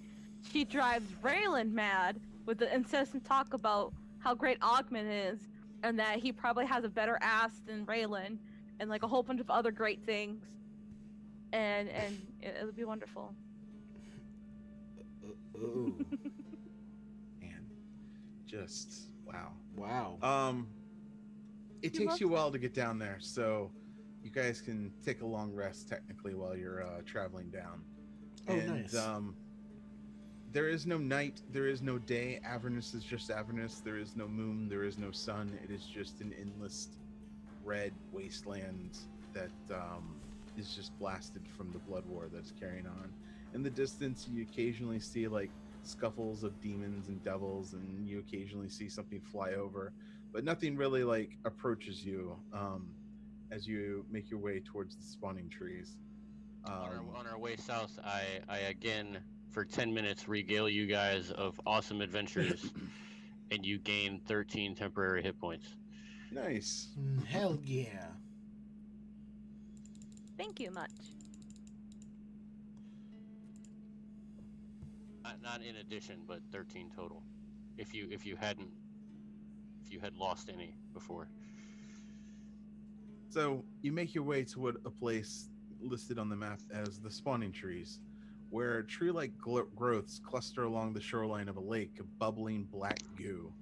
Each growth is formed from the same ichor as the lake and has writhing membranous sacs budding from its limbs. Ugh. That's gross sounding. 5 bearded fiends heap coals around the trunk of one of the trees. As they hurl more coals onto the pyre, 4 of their number cruelly poke and tease a 5th member of their group. And you just... So, that's what you see. Rivik, how do you roll up on them? So these guys are just like in the middle of the road. So you make your own roads at this point, and there's, like I said, there's just... Don't Right, but no I mean, one say like, it. They're just in the middle of nowhere, just doing a thing. Right, in these tree membranous sac grossness. Tyler, remember our time in the Look at Borderlands. that. Reverse. and then I park. Yeah, I ran him over. That was the right answer. Let's look That was amazing. I'm only remembering our time in Borderlands and just running over so many things. Oh, okay, cool. So, as you do roll up, and they are stupidly like on the edge of this thing, on one of the trees on the edges, and yeah, you roll over 4 of them, and the one that they were picking on just happened to be at a special distance away where he didn't get killed, and just kind of looks at you and just like this A plot convenient. dumbfounded amusement of just like, you saved me. Yeah, so now you got to do whatever this guy tells you on that point of view. What? What? And there's all these like little creepy looking like what they call abyssal chickens. Okay. What's an abyssal chicken? That is an abyssal chicken. Oh! That's Oh dear God! And he actually has like one cradled in his arms that he's petting. Yeah. So that's No. yeah. I tell him to No. get in. That is not getting in this car. Yeah, bring the chicken.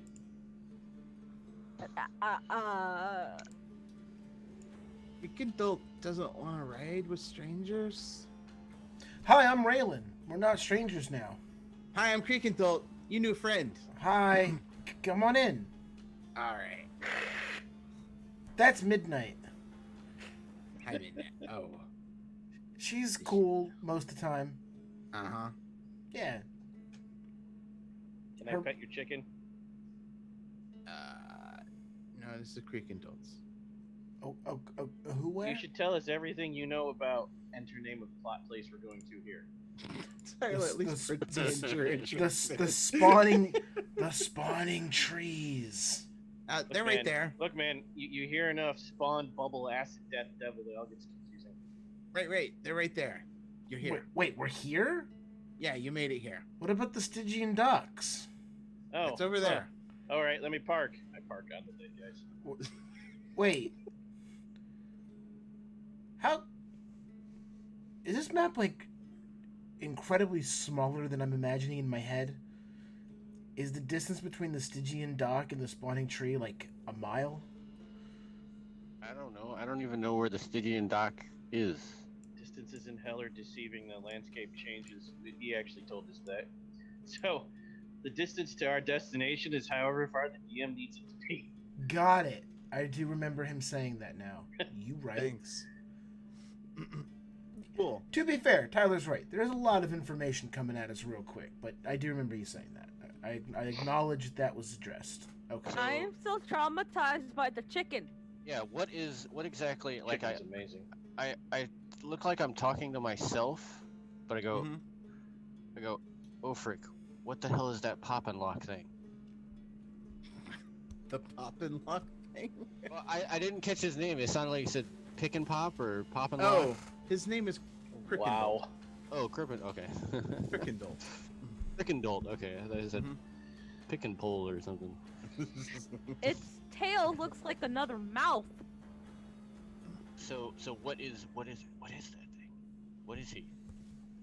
Oh, he actually is a bearded devil. So Oh, okay. but you can see like his face is all scarred up, and like you can actually see his skull peeking through his skin and everything.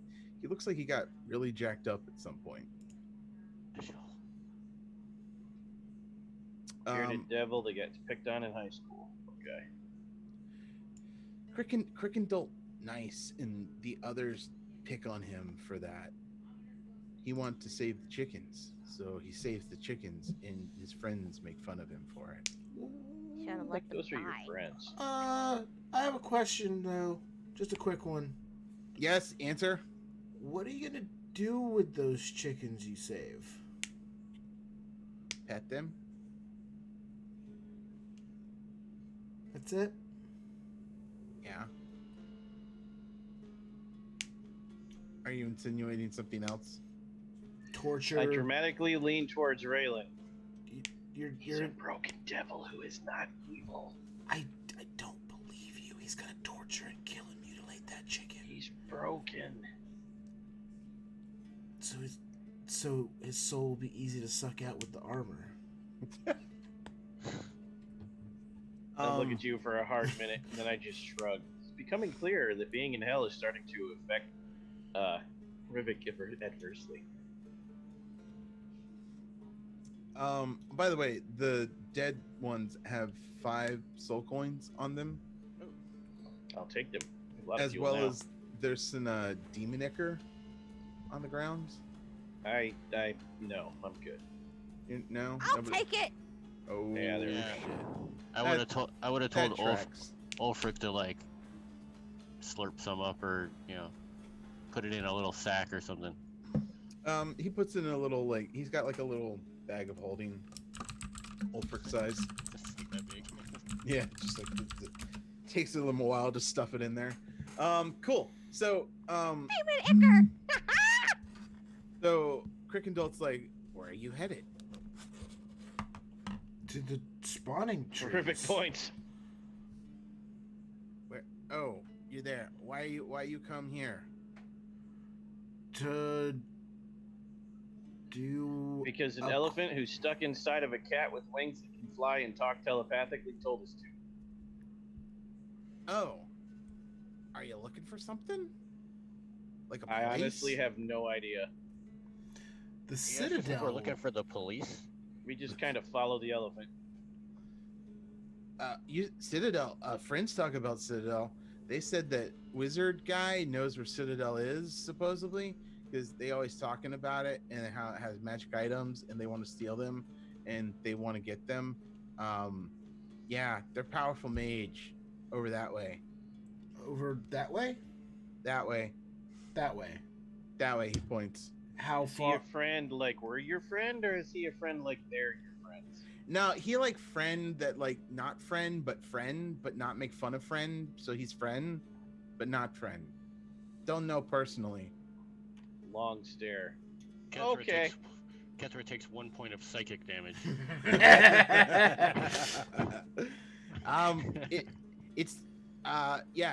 Wizard live in Tower of if it's there. Sometimes it's not there. Tower of what? Erm. Do I know what the name is? Oh my god. Give me a really good history roll. Can I support his history roll? You could. I got an 11sies. I got a 20. You did get a 20. You Midnight, remember like vaguely remember the Tower of and you do remember hearing of a tower in your studies that teleports around different dimensions and supposedly is owned by some famous wizard, but you don't really remember. The name doesn't really come to you. But yeah, that's basically all you Tyler can knows remember. His name. Shut up, Tyler.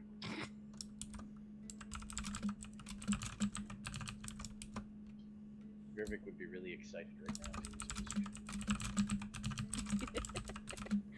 now. Well, Midnight shares that information that that it teleports all over. Doesn't have a single spot. But she can't remember the guy's name.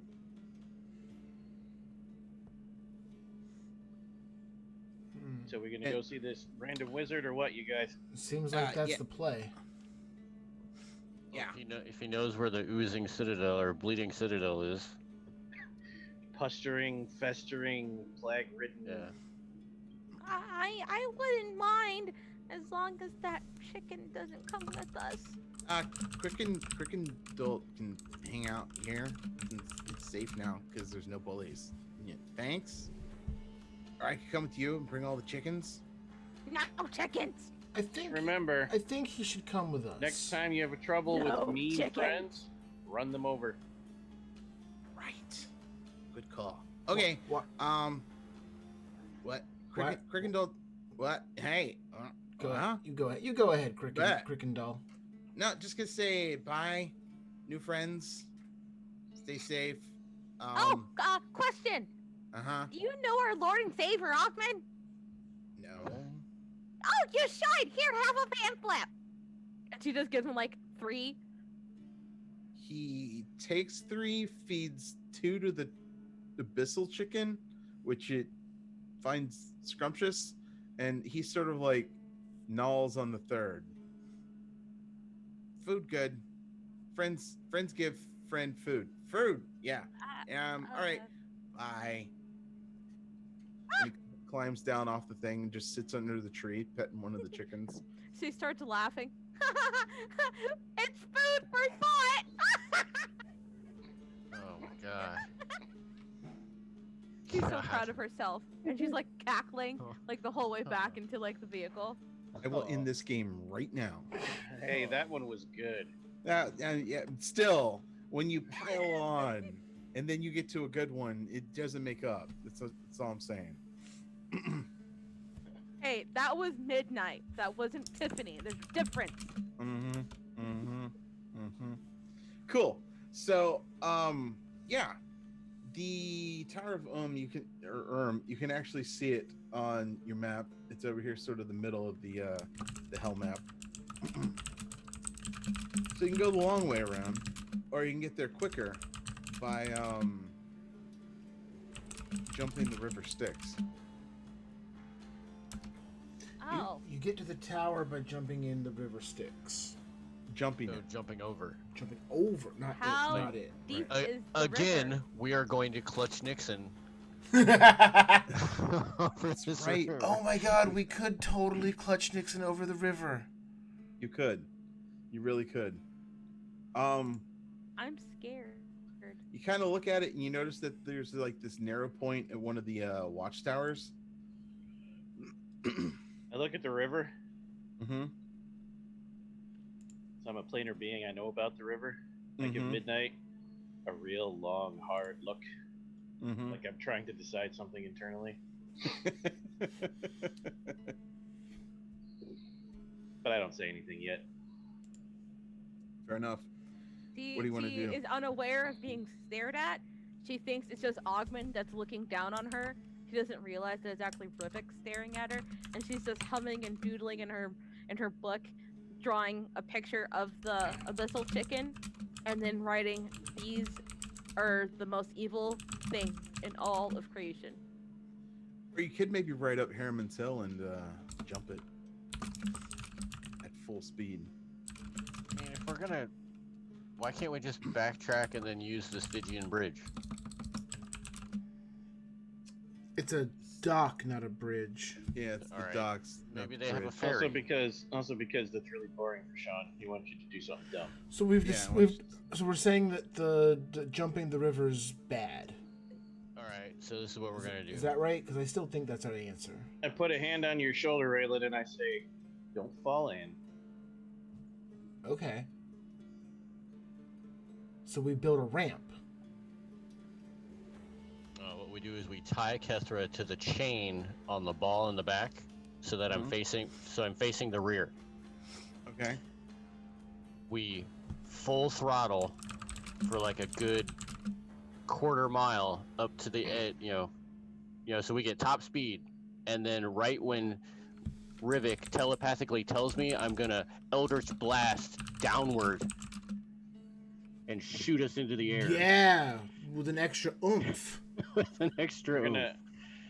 That He's mostly correct. We're gonna go quarter mile back. We're gonna rev up real hard. When we get real close, right when Rivik teleports out, that's when you do whatever your plan is. okay. Okay. So We're gonna try Kester's plan. If it goes terribly, I'm teleporting out. Okay, fair enough. No, it's gonna go terrible. It'll be fine. It'll all be fine. So, does anybody have any spells that can help, like, an object fly or anything like that, or make it lighter? What's in your repertoire of I do not has. I do and I don't. I have nothing that will help make something fly. Only Okay. thing I have is water walk, and that's for people, not vehicles. Technically. Oh, all right. So we got this. Easy. All right. So I I mean, technically. how many? What water walks? What, up to 5 people? Or is it just 1 person? Actually, 10? Okay. it's up to 10 people, and it's good for 1 hour. I just and it's good for anything. It's good for lava, mud, snow, acid, quicksand, regular water, and it's as if passing like harmless solid ground. But if you're crossing it with molten lava, you're still taking heat damage, but you're not melting into it. Darn. Never mind. That my plan was thwarted by rules. Because I can cast polymorph once per day. So there's I could heat, just- so there's heat coming off of this.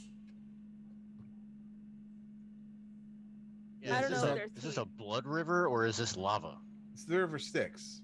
Oh, It's just a river. So it's There's a river that full you of don't souls. want to touch. Right. It's just a river that makes you forget everything if you fall in it. Right. Yeah, I don't have any. Yeah, that's just what I have. Let's see, what else do I have? Oh wait, do I have levitate?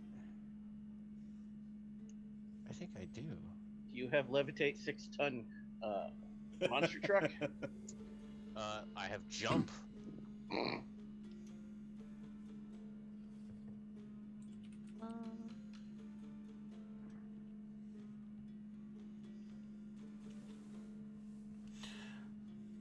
How wide is this again? I'm sorry. As wide as I want it to be. Okay, wide enough that Misty Step. No, it's only 30 feet. Never mind. Wrong See, spell. I can get us across, no problem. It's getting the car across. Yeah, that's what the. Well, the car can't lose memories. It'll be fine. I Guys, I got a crazy good idea. You go ahead first, though. Okay. I can cast divination and get specific help in regards to how to get it across from Ogman. That's not a bad idea. Okay. Dear Ogman, how do I get the truck across? Build a ramp, I don't know. Build a bridge. Build a bridge. Build a ramp. Look, I made a bridge. Why are you bugging me about this? Figure it out. So, no, I'll run with this. So what Ogman actually tells you is that if you took the time and imbued you're going to Doc Brown this. You're going to take a soul coin. You're going to imbue it with jump and what was the other one? Water walk? Sure, that one will work too. And there was another one. Anyway, you're going to imbue a soul coin. If you toss it in at the right moment as you go off the jump, then it's possible that you might make it over magically. Huh. Transfer our powers to the car Yes. for our spells. Right. So as you're making the leap, and this will allow everybody to take, someone would have to toss the coin in at the right moment, and then that coin would actually like magically go through the engine and cause the machine to do some weird, wild, magical stuff. So what you're saying is for tossing a coin not to the Witcher? No, you were not tossing it to the Witcher. You were tossing it to the Demon Grinder. So, We're putting Schwartz into she the goes to emergency pray. tank. She comes back from praying. She says, so Agma said just go really fast and throw something in the water and you'll be fine. Basically. Throw something in the Thinks water. about it. Rivik thinks about it. Stares long at Hard at midnight. Says, sure, why not? Hands the keys to Raylan and teleports across the River Styx. You got this! Oh Lord. He has such great faith in us! Rivik trusts no god. What the app? What? Alright, I didn't mean to hit that. Except yours, because yours is dope. Raylan. Yeah, I know. A monitor's the best. Well, I mean, I guess you're entitled to your wrong opinion. So, Misty Step, Jump, and Water Walk are all imbued into a soul coin. And Raylan has the keys. I will pilot the machine. Okay, so alright. So I'm casting that onto a coin. Okay. Or I'm imbuing it onto a coin. Yes. Alright, okay. Alright, you saw Rivik do it. It can't be that hard. Okay, so... I cast Water Walk on all of us, plus the coin, since I can do it up to 10. You will still touch the water, which is bad. If Yeah, it but we fails, won't it fall means. in it. Right. Okay. Yeah, you only have to touch it, though. Yeah, touching the water is After- bad. After 15 minutes of watching Raylan try to figure out how to start it, I teleport back, sigh heavily, and we do this. Nope, no. I got this. I can do this. You go away. So the keys have to go in somewhere. Oh man. Oh my god!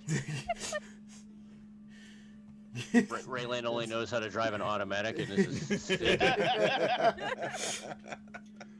The hell is what's this this big? extra pedal The for? hell is there 3 pedals and a big ass stick for?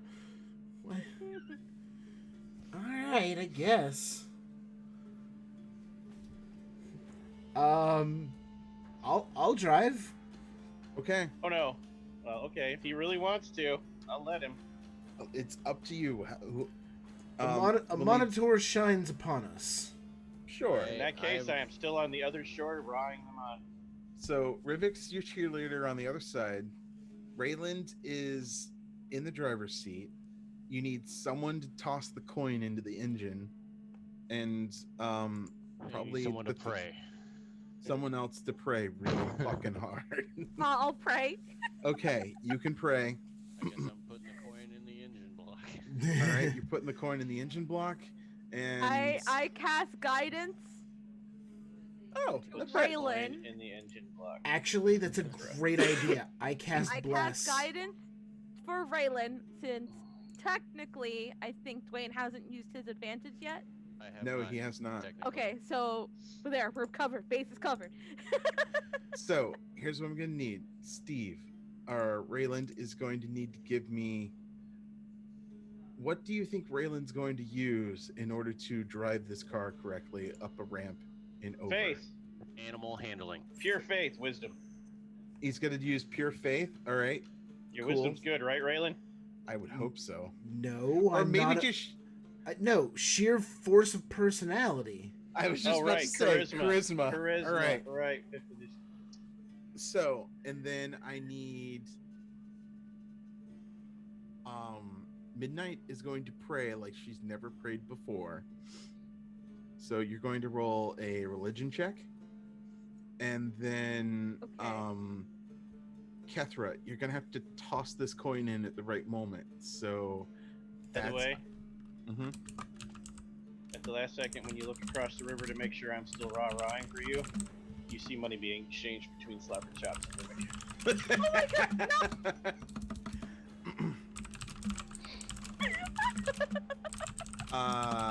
Which is higher for you, Kethra, Dex or Intelligence? Dex. Dex? Okay.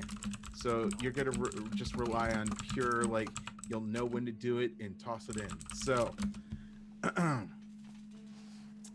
I got a question. What's with the bless? Or is that on accident? Nope, that is. No. I am actually casting bless before we do this. Okay, I am so is the blessing. 3 of us getting blessed? Yes, the 3 of us in the car are getting blessed. all right, cool. So, Okay. Figured this is one of those weird times where this is better than smiting. this is probably true, maybe. Although, And, if I smite the car at the right time, I was gonna say, it's never the wrong time to smite. yes. Okay, so yeah, I cast bless on us all. cool. So you cast Bless. Raylan, you're first to roll, as you're kind of the initial takeoff of this thing. So you got to get yourself guided and up in the air just by sheer force of Clutch Nixon personality. Got this. When life gives you lemons, you jump the river Styx. Can I? And you create can I- explosive lemonade. I open the glove Yeah. box to find They're a, just- v- a very neatly, pristine, folded, white with blue stitching jumpsuit. you actually find a scarf Okay. that, like, it ties off and there's just enough left where it like would fly behind you if you were flailing through the air. Yeah. So And I make Is sure that to. like a Speed Racer reference? it's a mini racing reference. Yes. Oh my god. I also make sure to undo if my hair is tied up at all to undo it so that my hair flies freely in the wind. Okay. All right. God. I hope we get some bonuses for those that dopeness. Okay, so charisma, right? Charisma. Yes. Plus I am blessed, which means I'm gonna Got get a this. D4 to this.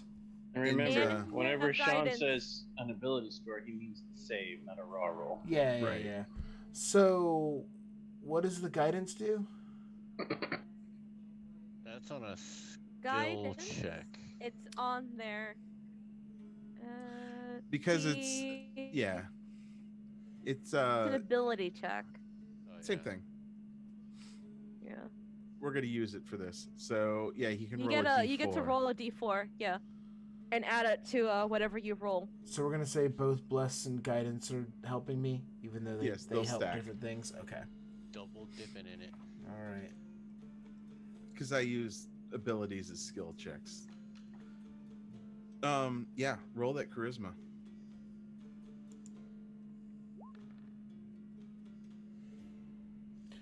Oh, 21. nice. 21. 24. 26. So you go and you just like you suddenly know how to do shifting, and you do that whole like Fast and the Furious thing where they needlessly shift the gears. Sure. Yeah. No. Definitely. Yeah, and Really, then they were- like they were- 10th gear. What's happening? They were already in 5th, gear, and they had to go back down to 2nd to like Right. shift up aggressively again. yep. Yeah. So you floor it, you're shifting and just like, and then like it just goes gliding off this like there's this ruin that's just at the right angle, and you go flying off of it, and you just let out a woo. Yeah. And at that point, Kethra, you hear that sound because you're kind of in the guts of the machine, which is where the engine is, and you hear that sound, and you're like, I guess that's the signal.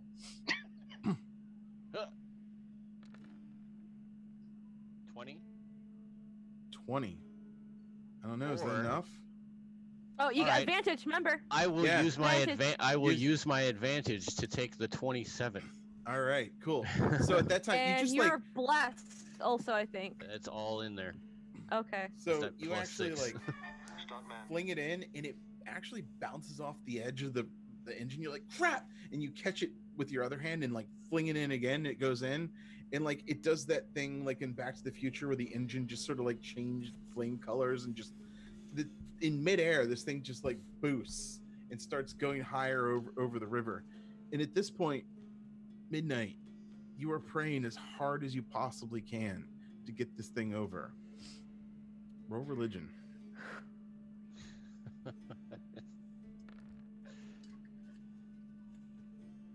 Really? That's okay. Why is that red 2? She rolled a 1 on her guidance. Oh, got you. Okay. So you are just like, I love you, Ogman. I want to marry you. Please let me. I can't marry you if I die here because I'll be stuck in hell, and then you'll have to come get me, and that won't be fun, and it'll be a lot longer. And just, I really want to be your wife, and please, Ogman, you're the best. And you actually feel the vehicle sort of get lifted up by like invisible hands that then just send it sailing over to the other side of the river Styx. And Rivik, you see this thing come, and it just sort of like does that whole land bumps, almost rolls, and then slides. Oh yeah, I power slide the shit out of it. And it literally just power slides right next to you and Slobber Chops. And it's You look down, Raylan. You look down, Raylan, and you're like, yeah. And you see Slobber Chop sigh and hand me money.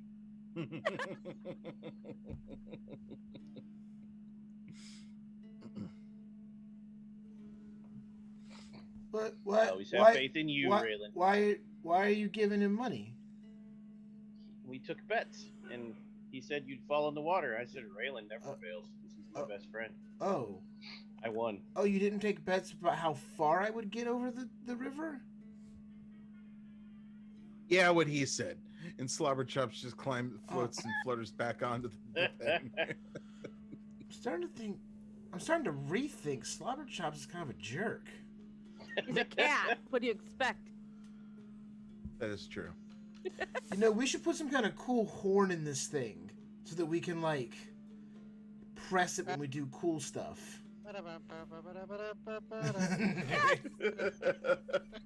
That exact one, please. Maybe not that one. No, it has to be that one. It has to be. No, it needs to play it needs to like do the tune and kickstart my heart. Like that's what it needs to do. Oh my gosh. That's not like the ice cream truck song. So like while this is like while we did the jump and as soon as we landed, like midnight, like Martin kicked the door. Achman, please help me! His wife! He saved us! Oh, Achman! Ah! And she's like flying around, being like super like overly excited because her god answered her prayers. They're destined to be married because she cannot marry him if she dies here. That is true. That is your thought for now. You're still alive for now. Rivik looks at you. You really are serious about this marrying Ogma thing, aren't you? Oh, most definitely. We will get married and I will give birth to thousands of his children and he will Slobber create Chops armies. looks at Rivik. Rivik looks at Slobber Chops. Their eyes glow like when they're talking psychically. They exchange money again.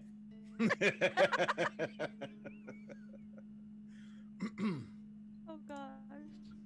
Rivik, do you leave the keys handed over to Rayland, or do you take back the helm? He can have it back now. I don't want it. I've already accomplished the most bestest thing you can in this thing. What do you do with your scarf? Do you retire it? Yes. You like tie it to the back of the seat, and that's where it'll stay forever until this thing explodes. 100%. Yeah. All right. Cool. I put it on Slobber Chops. That's just inappropriate, dog. Is that how Raylan says it? Yes. So within hours, days, weeks, you're not quite sure, months, a COVID year, an iron tower rises atop We just an got island demonetized. on a lake of boiling blood. No windows penetrate the tower's walls, and its only visible door opens onto a high balcony. Red lightning crackles constantly between two horns of metal atop the tower's roof. And there's like a little bridge where you can like get your car across, and you pull up into the Tower of parking lot, where there's like the Tower of visitor center and like the visitors booth. And you notice there is a crap ton of demons, devils, and Ugoloths just all crowded around this thing for some reason. And they're not fighting, they're not arguing, they're just sort of milling about. Shopping for tires. And they're all just I'm sort of telling staring you, up the treads are tower. the way to go. I know it makes you less maneuverable, but but overall the traction to the ground is superior. Treads. Oh my god. They're all looking up at the balcony as if they're waiting for something. Us to fuck them up.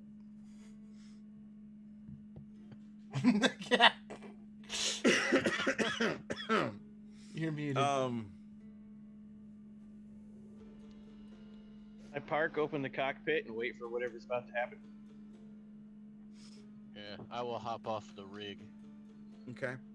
Oh, we getting out of And join the crowd like we belong here. Oh, Yeah. we're getting out of the car? Oh, cool. Okay, I can stretch my legs. Now, Raylan, you're not gonna go apeshit, are you? Why would I go apeshit? What are you talking about? Well, I mean, your armor has a tendency to make you lust for things. Not. No, it doesn't. Catherine, I don't appreciate that insinuation. I've not lusted for things. You call, yeah, I have to tend to agree. You've become what the term is a murder hobo. Slightly aggressive. I want to make sure that we keep ourselves as appropriately protected in this hellscape as possible. But Rivik walks past you and Boba Fett's you. No smiting. Huh? What could I possibly smite? And I look at the creatures that are there. Are the drove of demons that are walking around. Make me a wisdom save. Oh no. Or I'm sorry, a charisma save. Oh. Since that's your higher roll.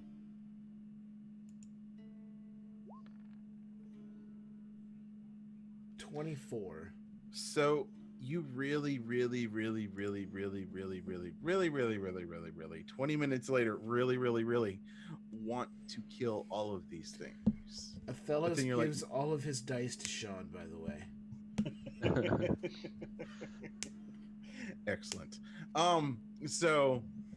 But then you're like, no, Rivik said not to. So I do draw my sword, and I like hold it two-handed to go full assault.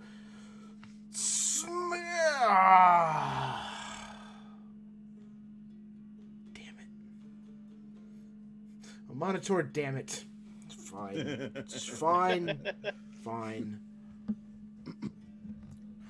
You manage to suppress the will of the armor, and it's like you get a sense of begrudgingness from it, but it understands, possibly, Right. maybe. So I get the impression this thing Rylan will got eat demons into too. a fight with his armor, Devils and possibly demons. breaking up. Broke up with your armor. Yeah, it happens. My last long-term relationship was with a helm, so With who? a helm. You know, a helmet. Does Vendetta know about this? You're having intimate Oh. relationships with armor. We never I mean- reached that point in the relationship yet They where were we talk never about exclusive. exes. Yeah, we're not exclusive. We don't. Where you we- talk about axes. Yeah, when we talk about axes. You know, I wasn't trained in axes. I'm more of a sword and shield guy, and I just really didn't feel that I was prepared for that kind of conversation. So, Like in the distance, somewhere where the chains of ethereal are being dragged down to hell. Like Vengetta's just sighing, thinking about this conversation that Raylan had about axes when she was trying to tell him about his ex, and she found it stupidly endearing, and she misses you. no, but I really like axes. You know, I mean, technically they can be used for combat and defense. They're a good tool. Cut down wood and build a home with it. Keep a fire going. It's a very versatile. Raylan, I say this as someone who's in love with a god. You're being weird. Okay. So we can smite those demons now? No, the thing didn't happen yet. Okay. Yeah, I'm gonna take Auric off my shoulder and ask him to come uninvisible. And Oh, he does. I'm just gonna hold him in my hand. Okay. And I'm just gonna like walk into the drove like, hey, look at me, I got a demon friend too. They all kind of look at you. Yeah, that's and, how that works. Yep, that's exactly what happens. And so one kind of notices you with your little familiar friend, and he kind of leans over and is like, "Oh, are you giving out work too?" Yes. Oh, how much do you pay? Do you pay more than this guy? I pull out a bottle, an unlabeled bottle that I got from a church before we came down. Okay. And I say, this is a magical potion. I offer you this. Okay, what you want me? How much is that worth? Make a deception roll. Ooh, I'm good at that. Are you? I didn't realize that. Wait, that's not my character sheet. That's my camera.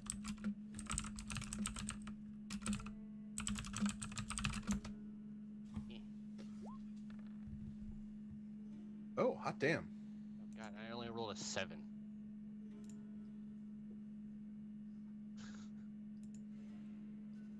I have a plus 11 in deception. Yay. So, I have been offered all of J3 Billion's advantages if I smite something right now. He also has declared less talking, more smiting. Technically, his exact terms were willing to smite something, not that you had to smite something. And we all know Raylan is always willing to smite something. Oh, I am. And we're in hell, so it's the technicalities that matter. Yes. So technically, the demon. Is this a demon? This isn't a demon. Whatever. I'm just gonna say demon. Doesn't matter. The fiend looks down at you, and he's looking at the bottle. It's completely different. We went from demon to fiend. But he looks down at you, and he looks at the bottle, and he's like, "That's a worthless piece of shit. Who the fuck are you? Get the hell out of here. This guy pays real money." Okay, well, maybe then I'll get some work. What kind of work does he give out? Just, tasks and stuff. So he's What? the taskmaster? No, his name's Mordenkainen?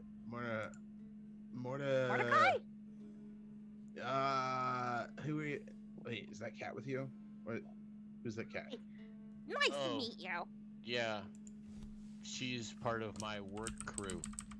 Oh. So Mordenkainen, anyway, this guy, he hires he hires people when he gets here to do some stuff, and that's why we're all here, because it's better than dying in the freaking blood war. So, that's the thing. So Don't be a scab. Don't try to hire us with freaking worthless wine. all right. Well, I know what kind of decent working individuals you are now. Right. Um, Oh wait, the doors are opening, and at that point, like, the balcony doors open, and a a bald-headed human in like just these fine drapery of robes and in wizard-looking accoutrements like comes out, and sort of looks over everyone, and he's just like, "Hello again, denizens of Avernus. Mordenkainen has returned to you and is offering you wealth and jobs."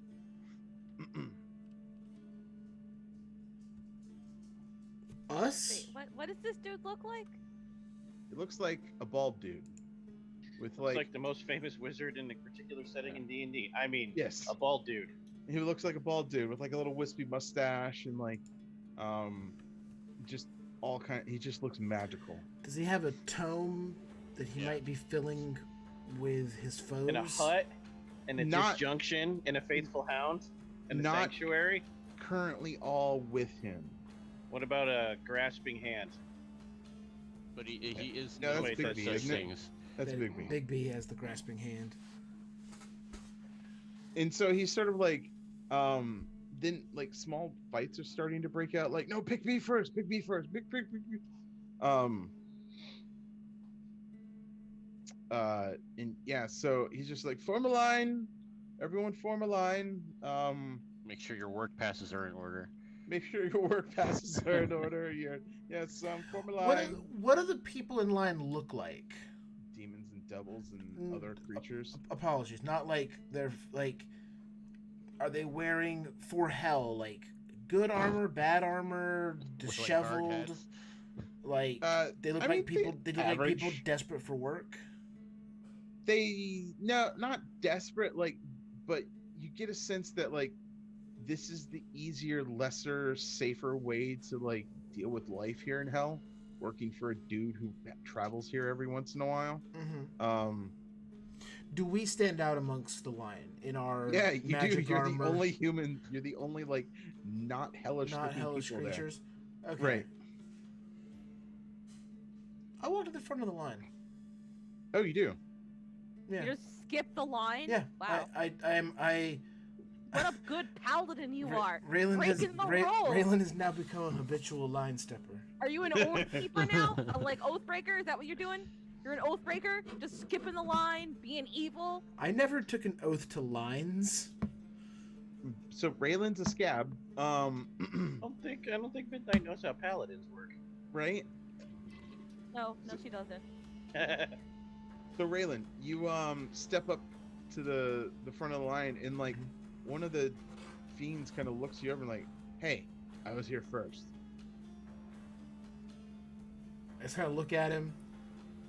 Yeah, well, do something about me here.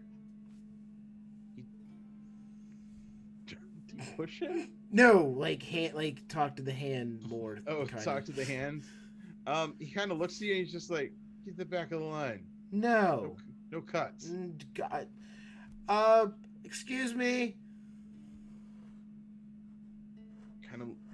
kind of looks down and you're like, is that a human? I just wave. Is that a... You have like a monitor stuff like... Oh yeah, because I have the dope ass demon devil killing armor. I have the that's right. I have the Doom armor. Right, with, but it's got a big old with my symbol with on my the front. monitor tunic like draped over it. Like, yes. Pardon me, sir. Are you? This isn't the deli counter at Publix. You've obviously never been to a deli counter when it's really packed and there's only 2 really old people behind the counter because it is a fight to get you food. And then there's like 6 other people and the pub sub line, Oh. and like 12 more in the Yeah, hot food don't. cave. The Publix by Sean is notorious that they have, and no offense, there's no ageism here. I love, like, they're very nice people, but it's 2 older people working the deli counter, and they move at a particular pace. And an optimal speed. and when there's 7-8 people all needing multiple pounds of cut meat, Here's how bad this not is. going anywhere for a while. Not to tangent for a moment, but here's how bad this has gotten. I no longer shop at Publix. Aldi is the best. Please sponsor us. And I have gotten to the point of no longer wanting Publix meats, to the fact that I literally have 2 smokers where I make my own deli meats and smoke it and slice it with my meat slicer. That's how bad this line is. Wow. Yeah. I can confirm everything he just said is true. So, he does in fact have... I will appreciate my local Publix more. You should. You should. Because everyone within a 10-mile radius of me is absolute garbage. You should... What were we talking Oh man, about? you should sell smoked meats out of your garage. Oh God, could you imagine the homeowners association would have a fit? I know, it would be amazing. I feel like by the time your tangent's done and Raylan looks back, Slobber Chops and Rivik have teleported away with Mordenkainen. You can't do in-game stuff while we're out of game tangenting. Okay, no. So, He yes. kind of leans over and he's like, Hi. "Excuse me, sir. Yeah, Are you a paladin of a monitor in Avernus?" I look to the dumb devil next to me. Yeah. Why are you here? I can tell you easier if you let me in. You're very far away and high up in the air. I have friends with me too. They're pretty cool. Without even like a flinch, you're all teleported up to the balcony. Guys, I there's got us now, in like, the tower. Which now there's just a groaning annoyance amongst all of the things outside. We pissed off hell. Good Don't worry. by line cutting. Don't worry, I'll take care of all of you. Whatever, I'll be back. Anyway, so he takes you like in. I'm sorry, I'm laughing at Othello's over here. I would totally buy meat from his garage and bring weed and Funyuns. What the?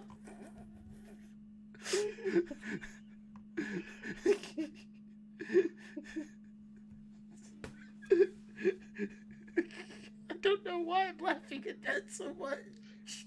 So Mordenkainen take like the balcony is just off like this central sort of like meeting room, and he just sort of sits down and he's like, "Who are you and why are you at my tower?" I mean, I tell him the exact same thing I told the little devil. Do you remember what that was? The special one. Pop Pop and lock. I told him because a magical talking elephant that works for a really bad fallen angel that's now a devil in hell that's stuck inside that cat with wings told us to. This is an amazing story. We're looking for a sword, I think. Oh, do you want to read it? I've got books about it. And Midnight just dropped like 4 like insanely thick books right in front of him. There's diagrams, charts, and some very detailed sketching. I'm trying to save El Turiel.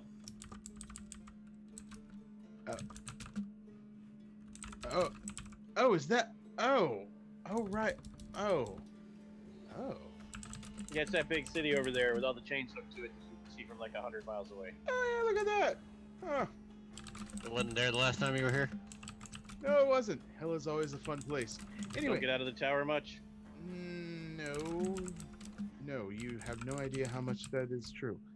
Anyway, so, yes. So you're looking for a sword that's covered by a citadel that's bleeding? Ask That the about- elephant cat. Yeah, that about sums it up. Slobberchop just sort of licks his lips and is just like, yep. And,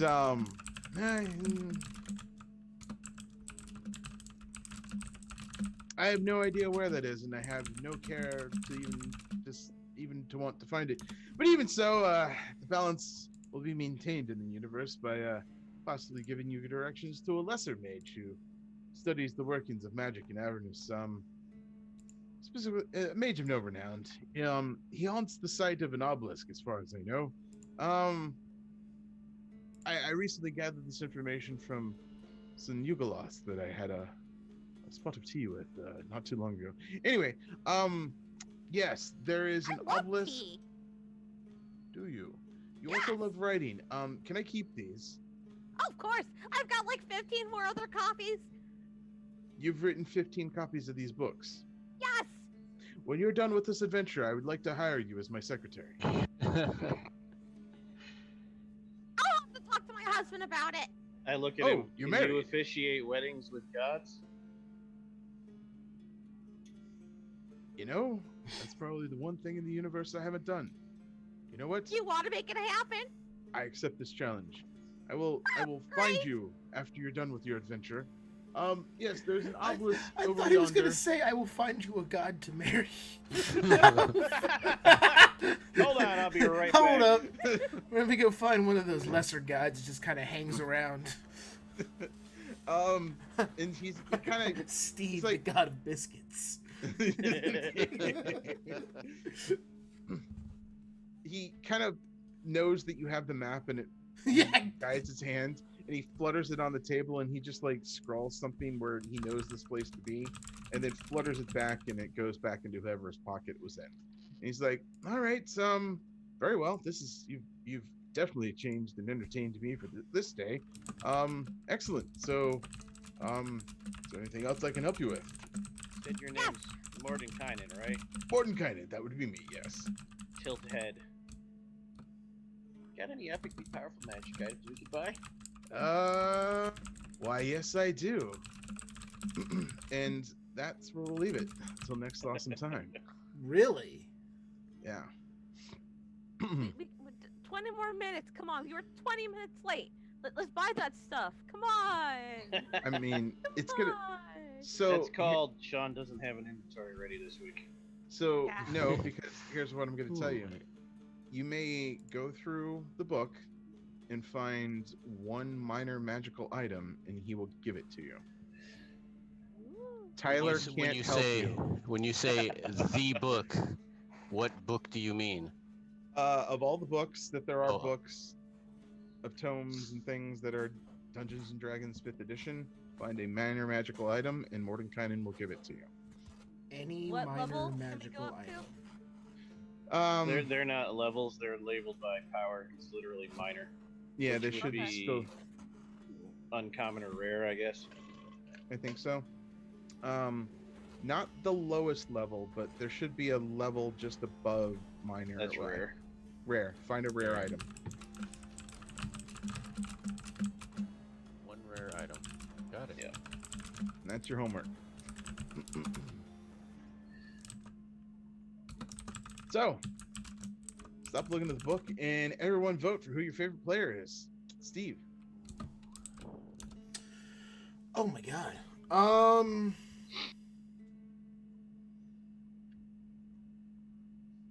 my god.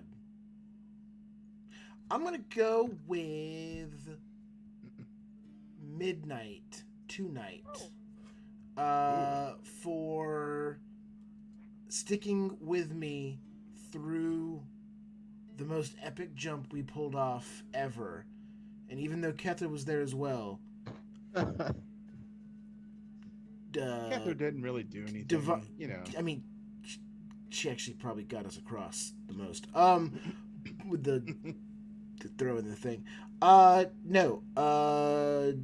Divine spellcasters unite. Staying around and praying to get us across. I like that. Cool. Awesome. Dwayne, who was your favorite player and why?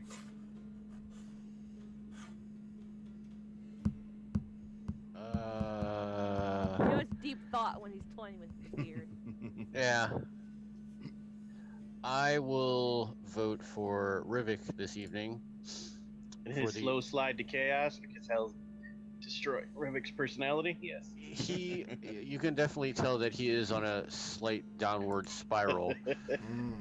However, you did most of the driving and were excellent at maneuvering us into, a fury of awesomeness. Thank you. Dope. Tiffany, who was your favorite and why? Definitely it's gonna be Raylan tonight, cause that. Honestly, you guys have to be in our Discord to see this awesome, this awesome little thing with the jumping. Oh my god, that was so I just imagine Raylan just sitting there. He's like, I'm on a toy! And they land, it's like, I did it. I did it. I knew it. A Monitor got me, dude. So, He's just... I actually shared with them, for everybody watching, a little insight into our Discord. I shared with everybody the funniest thing, there was a point in time where this was the funniest thing that existed in the world to me. I had seen this video before, internet videos were really a thing, because this made its way around on, tapes back in the day. Yeah, I think this was, on, because this is from a documentary from the 70s, and I think it ended up on, a Faces of Death, clip VHS somewhere along the way. Why did the parachute... Okay, so this guy tries to jump the St. Lawrence River in a Lincoln Continental with wings that he spot welded onto the body of the car, and there is a there's a really small jet plane. There's a Cessna. There's a Cessna jet engine in the trunk of that car. Okay. And this is the not quite as good Evel Knievel, basically. And so this guy puts together the dumbest car ever, and he's gonna jump the St. Lawrence River at a point where it's about a mile wide, give or take. So he thinks he's gonna run this car up a ramp, fly a mile in the air, and he has a landing ramp on the other side that he thinks he's gonna hit. I won't spoil how it ends, but I will say it doesn't work, but not it ends about as well as you think it does. It's so spectacular of a bad ending. You have to watch it. It's awesome. It's the funniest goddamn thing. Big. Every single thing about this video is funny. Look up Rocket Lincoln Jump. If you just put that into YouTube, it comes right up. Or if you just Google search jump St. Lawrence River. Boom, go. All right, that's me. Sorry. But yes, that's the insight to our Discord. Come hang out in Discord, get cool stuff like that while we play. Awesome.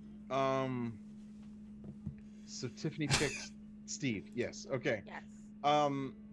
Tyler, who was your favorite and why? It has to go to Dwayne because I'd feel bad if he's the only one that didn't get anything. Aww. Yeah, I didn't get anything last week. I know. You did this week. Thank you. Don't need your pity vote. Well, take it anyway, or else I get it. I will. I'll take it. All right. Awesome being Wait. excellent to each other, players. Can we deny the vote coming to us? I mean, I'm just not gonna not let a vote happen. So, I mean, I'm just gonna take that die. All right, You fair take that. enough.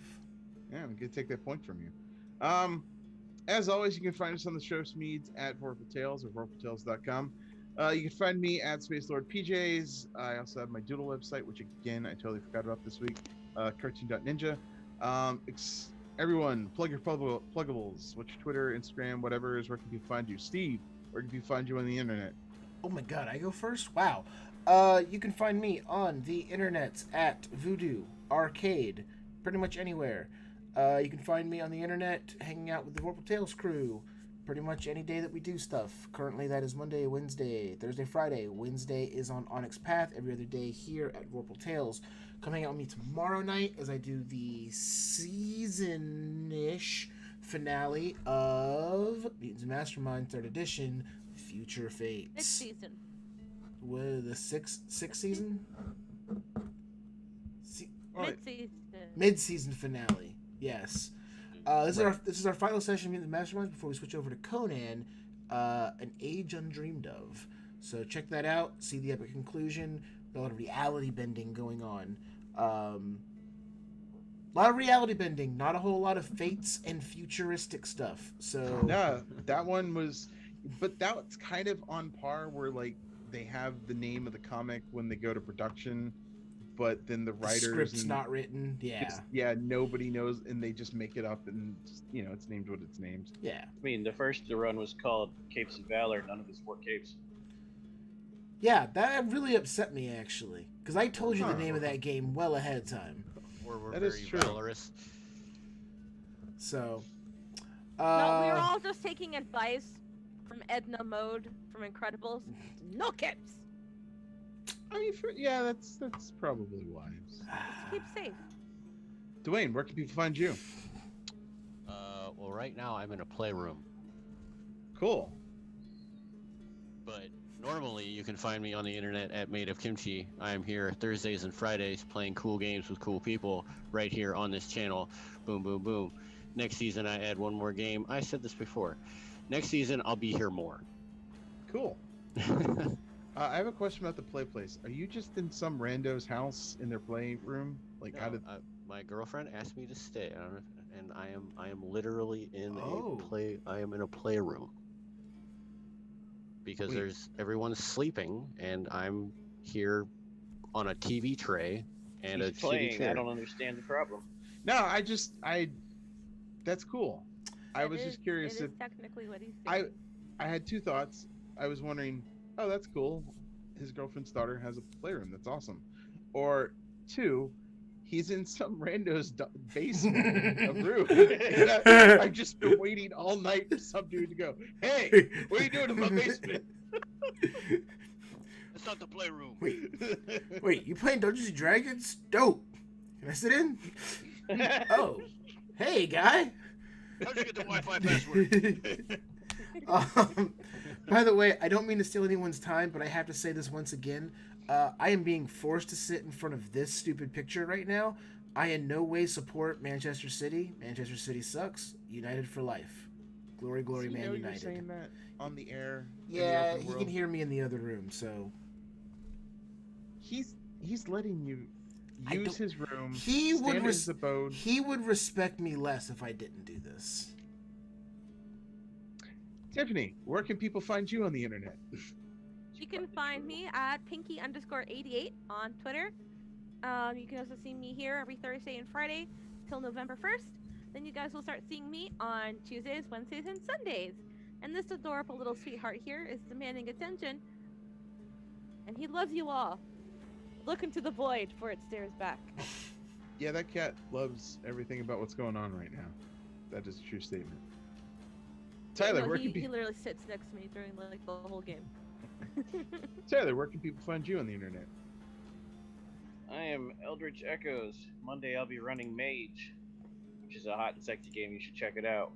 Wednesday we'll be doing Hunter the Vigil 2E first session. Friday we'll be playing Conan Adventures in an Age Undreamed Of. Those are all really awesome. Let me play another thing too, but I forget what it is. Come watch them all. How? bite, bite. Right. Cool. Well, Superstacks, you don't have to go home, but you can't keep playing this game tonight. Watch us every Thursday night at 8 p.m. Remember to slap that like and subscribe. And for the love of the dice, game on. Have a good night. Bye.